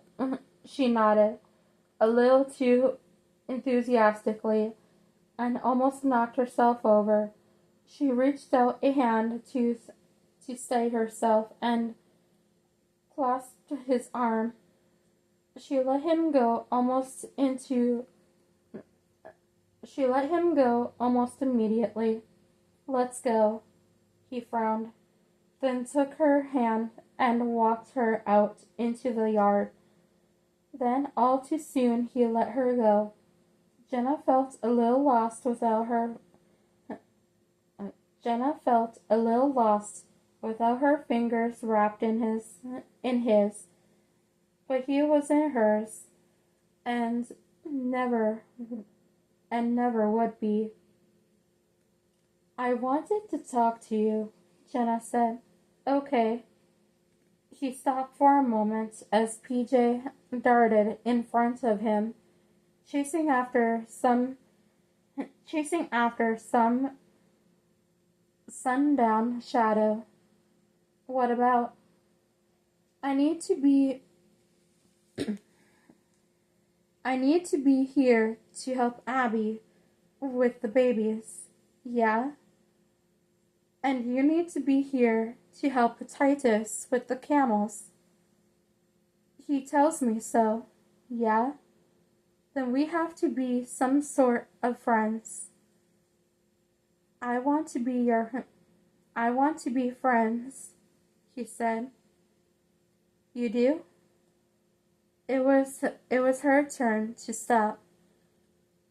Why wouldn't I want to be your friend? I don't know what you want. She had tried to figure it out and given up.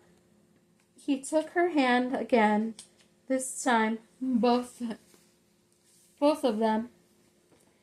Of course, I want to be your friend. You're the best friend I've ever had.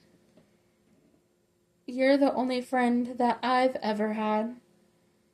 So we can do this, yeah? I can help Titus and you can help Abby, and we can be friends. She smiled at him. I would like that. I would like that very much. Good morning. Good morning, buddy. Jenna greeted as Buddy came into the house the following morning. Good morning, Jenna. Abby glanced up from the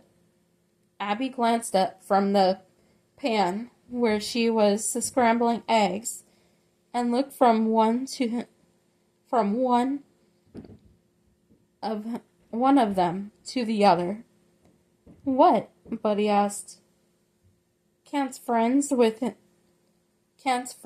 wish each other a good morning? Yeah, sure, she said, then went back to her eggs. And the two of you are friends again? We've never not been friends, Buddy said. Abby shook her head as if the words were a bit confusing, but Jenna understood them, and they made her heart beat a little faster. We've always been friends. We've always been friends? Just because I was mad at you didn't mean I stopped liking you. She didn't know why that would make her feel all warm inside, but it did. Thank you, Buddy. You're welcome. He smiled and there it was again. I didn't stop liking you just because I was mad at you either. I'm glad. All right, you two. Abby spooned the eggs into a serving bowl and handed them to Jenna. You put these on the table, and Buddy, you go get Titus. It's time to eat. So, Abby said a little later, while Jenna helped weed the garden. The twins were inside with their grandparents, leaving them time to work outside. Jenna loved taking care of the babies, but it was good to get outside and have a little time to dig in the dirt, as as her mommy liked to call it. You and Buddy. Jenna sat back and wiped the back of her arm against her forehead. We're friends again. I thought you were more than friends before. I don't know, she said. We were, I guess, but I'm happy with him as my friend. So that's more important.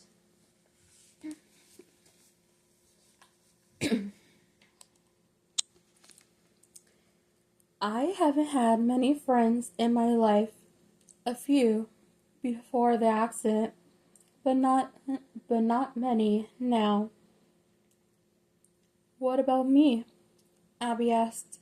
She sat back on her heels and watched Jenna over the top of the cucumber plants. I'm your friend, right? Of course. And Titus? Yeah, I guess. She hadn't really thought about it. Or maybe it was strange to her because she'd never considered a man her friend before, not counting Buddy. And my mom? I love Priscilla. And my dad? Jenna made a face. He's kind of grumpy. Abby laughed. Fair enough. But could you count on him if you needed something? I suppose, yeah. That's 4 friends right there. I can count. Jenna didn't like how defensive she sounded, but the words were spoken before she could stop them. I'm sorry. Yeah, that's 4 friends. Just wondering. Abby smiled and ducked back behind the row of plants.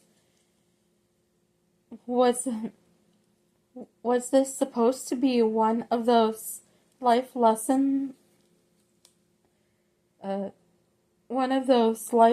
talks, and I was supposed to learn something from this?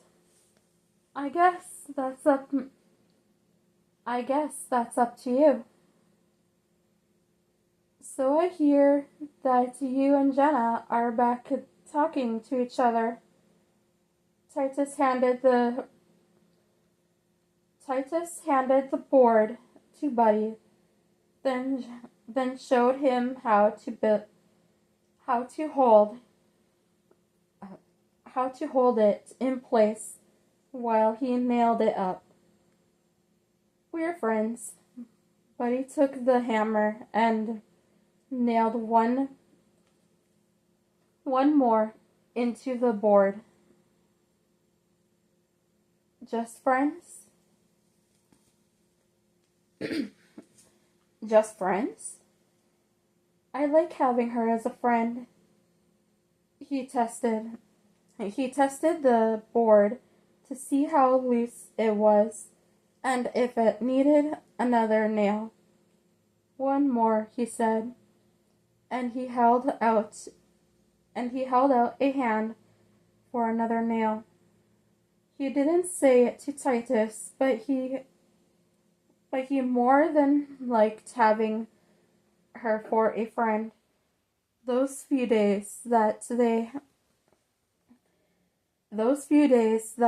hadn't been talking were some of the longest and the saddest in his life. Sure, he had still been on a camel farm, living in his own room and working for a living like every other Amish man his age. But he had been sad in such a small amount of time.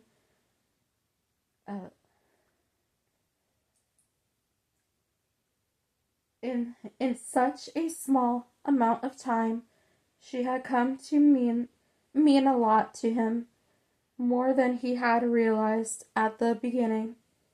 Once he lost her, it was terrible. Now having her back was so wonderful that he wanted whatever he could have of her. She wanted to be friends. They would be friends. Titus handed him the nail, but Titus handed him the nail. But before you two were more than friends, right? You went on dates, yeah? Yeah, but that didn't work out.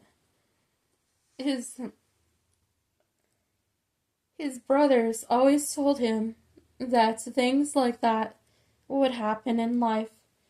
The main the main thing was that he and Jenna had at least decided to be friends. His brother Jonah and Lori, his one-time girlfriend, were still friends, though she had gone off to live with the English, even married an English man, but her life was more complicated than Buddy and Jonah and more complicated than Buddy and Jenna's, and her decisions different, but they were still friends. That had to count for something. Is that okay? Just to be friends? I think so, yeah. They moved a little ways down the wooden fence, testing the boards. Camels were strong animals, bigger than cows and bulls, taller at least, and the fences had to be checked regularly. You don't sound completely sure, Titus mused. Buddy shrugged. Maybe he wasn't sure. If Abby came up to me and told me that she wanted to only be friends. Titus shook his head and whistled through his teeth. Buddy laughed and shook his head again. That's not the same. You and Abby have babies together. We haven't always. I know that. Just saying. What? Buddy knew there was something Titus was trying to tell him, but he wasn't understanding at all. The two of you won't ever have a baby if you let her keep you in the friend zone. Friend zone? Those were two words he'd never heard used together before, and he had no idea what they meant. It means she keeps you at a distance, so you can't be more than friends. Buddy dropped his hammer and scratched his head under the edge of his hat. But being friends is good, yeah? Sure, Titus nodded. The main thing is that you're happy. More than friends. How could he think about that when they had only gone back to being friends that very morning? Friends. that was good, and he should be happy with it. He was happy with it, but maybe there would be a time when the two of them could be more past it, but for now, it should be enough. He rolled over in his bed and punched at his pillow. At the foot of his bed, PJ jumped. PJ jumped to his feet and hopped down from the bed, returning when he felt Buddy had settled back into a comfortable position. There wasn't much light in the room, just a small solar lamp that hung by the window. It was enough to keep him from going to sleep in total darkness, but it went off sometime during the night. He wasn't sure what time. He had never been awake for it. But the way he was going tonight, he might find out. He felt rather than saw PJ turn in circles, trying to find his own comfy spot to sleep. The pup didn't have anything on his mind, but he was pretty sure of it. So that meant his own restlessness was keeping both of them awake. More than friends. They couldn't be more than friends because she had to be asked everything. She couldn't take the time to figure out that he cared for her. If he didn't, wouldn't he have taken her on a date to If he didn't, would he have taken her on a date to town? He had never been on a date with anyone, anywhere, and their time together had been special. They had been swimming together when he was trying to help her lose her fear of the water. They had eaten dessert together first, not because, like the old saying went, life's short, but because they wanted to. They were grown, and regardless of what kinds of brains they had, they could choose what they wanted in their life. And more than anything, Buddy wanted a Jenna. He had since the first time he had seen her at church. She was so beautiful, more beautiful than any other woman he had ever met. And somehow she had been sent here for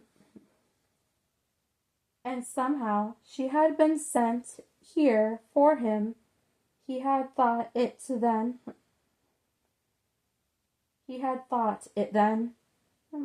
but had forgotten somewhere along the way. Why had he forgotten? He couldn't remember that either.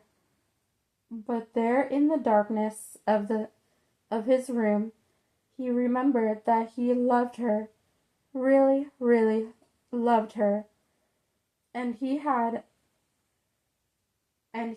let her slip away. Titus was right. He should have never let himself get stuck in the friend zone. Though he wasn't entirely sure understood what it all meant. He did know that he and Jenna had something special, and they couldn't let that go.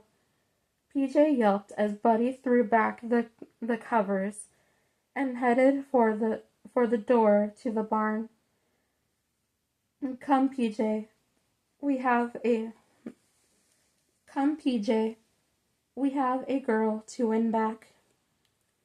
Jenna placed the Jenna placed the baby back into the crib and cautiously checked the other. Nancy was happier now that Jenna was around, though Jenna couldn't take all the credit for herself. They were getting older, getting bigger, starting to eat more than their mother's milk. All these things helped a baby feel secure and kept them from waking up wailing in the middle of the night. The three ladies, she, Abby, and Priscilla, took turns getting up with the twins in the night. Abby had even put a cot in the nursery, so Jenna didn't have far to go to care for them. Plus, it was next to impossible to hear them all the way to the dollhouse. This way was much easier. Not that Jenna minded getting up with them. She actually liked being in the quiet house with the babies, or baby, depending on whether only one was awake. They would stand together. Jenna and the baby,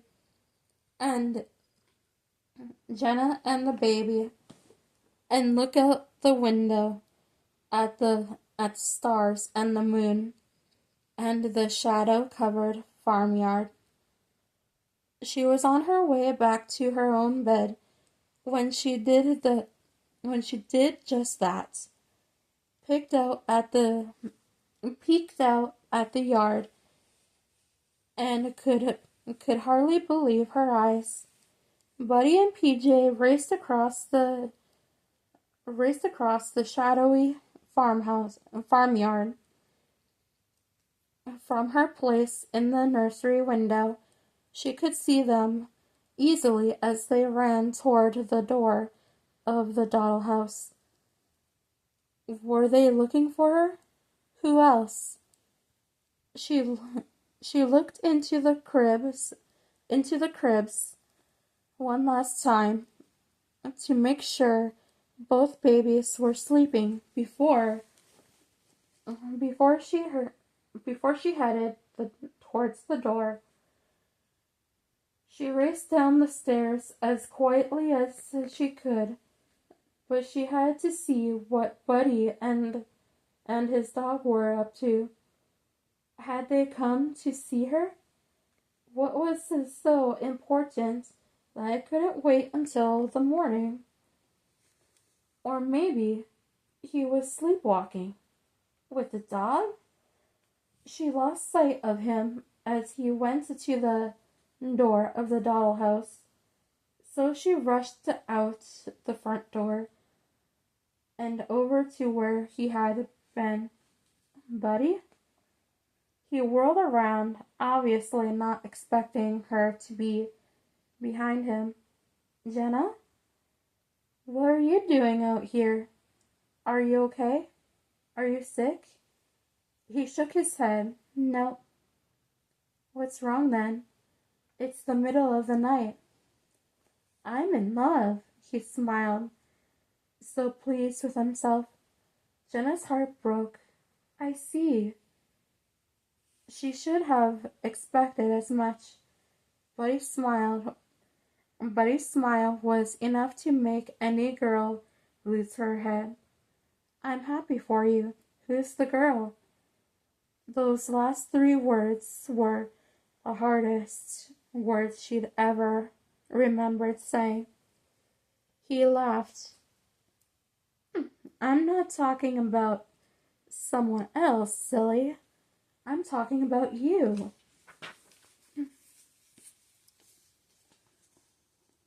Jenna wasn't sure she understood. Me? She clutched a hand to her throat, only then realizing that she was outside in her nightgown. Yeah. You. I love you, Jenna Burkhart. And when the time is right, I want you to be my wife. You do? Was she dreaming? It sort of felt like a dream. Maybe she had fallen asleep in the baby's room and had been dreaming this whole time. Then the truth was that she and Buddy weren't outside talking in the middle of the night, but she was alone in her cot upstairs. Will you please be my wife? I know one thing. 2 a.m. is not the right time. She turned around to find Titus and Abby standing just behind her. She hadn't heard them come up, probably because she had been so focused on Buddy. It's a vivid dream, she mused to herself. No one else there was real. You're not dreaming, Buddy laughed again. I love you. She wanted to say the words back, but to the real Buddy. That's nice. I'm going back to bed. She saw his joyous expression crumble as she turned to leave. This was a dream for the books, but who was she going to tell? And who would believe her? She drew even with the couple, and a hand on her arm stopped her. We just told you he just told you he loved you. And I heard him ask you to marry him. Jenna looked down at the fingers on her arm that touched. The touch was real. Abby was real. And if she could see Buddy, then he was real too. She slowly turned back to him. I'm not dreaming? I'm not dreaming? No. PJ picked that time to come over and see what attention he might get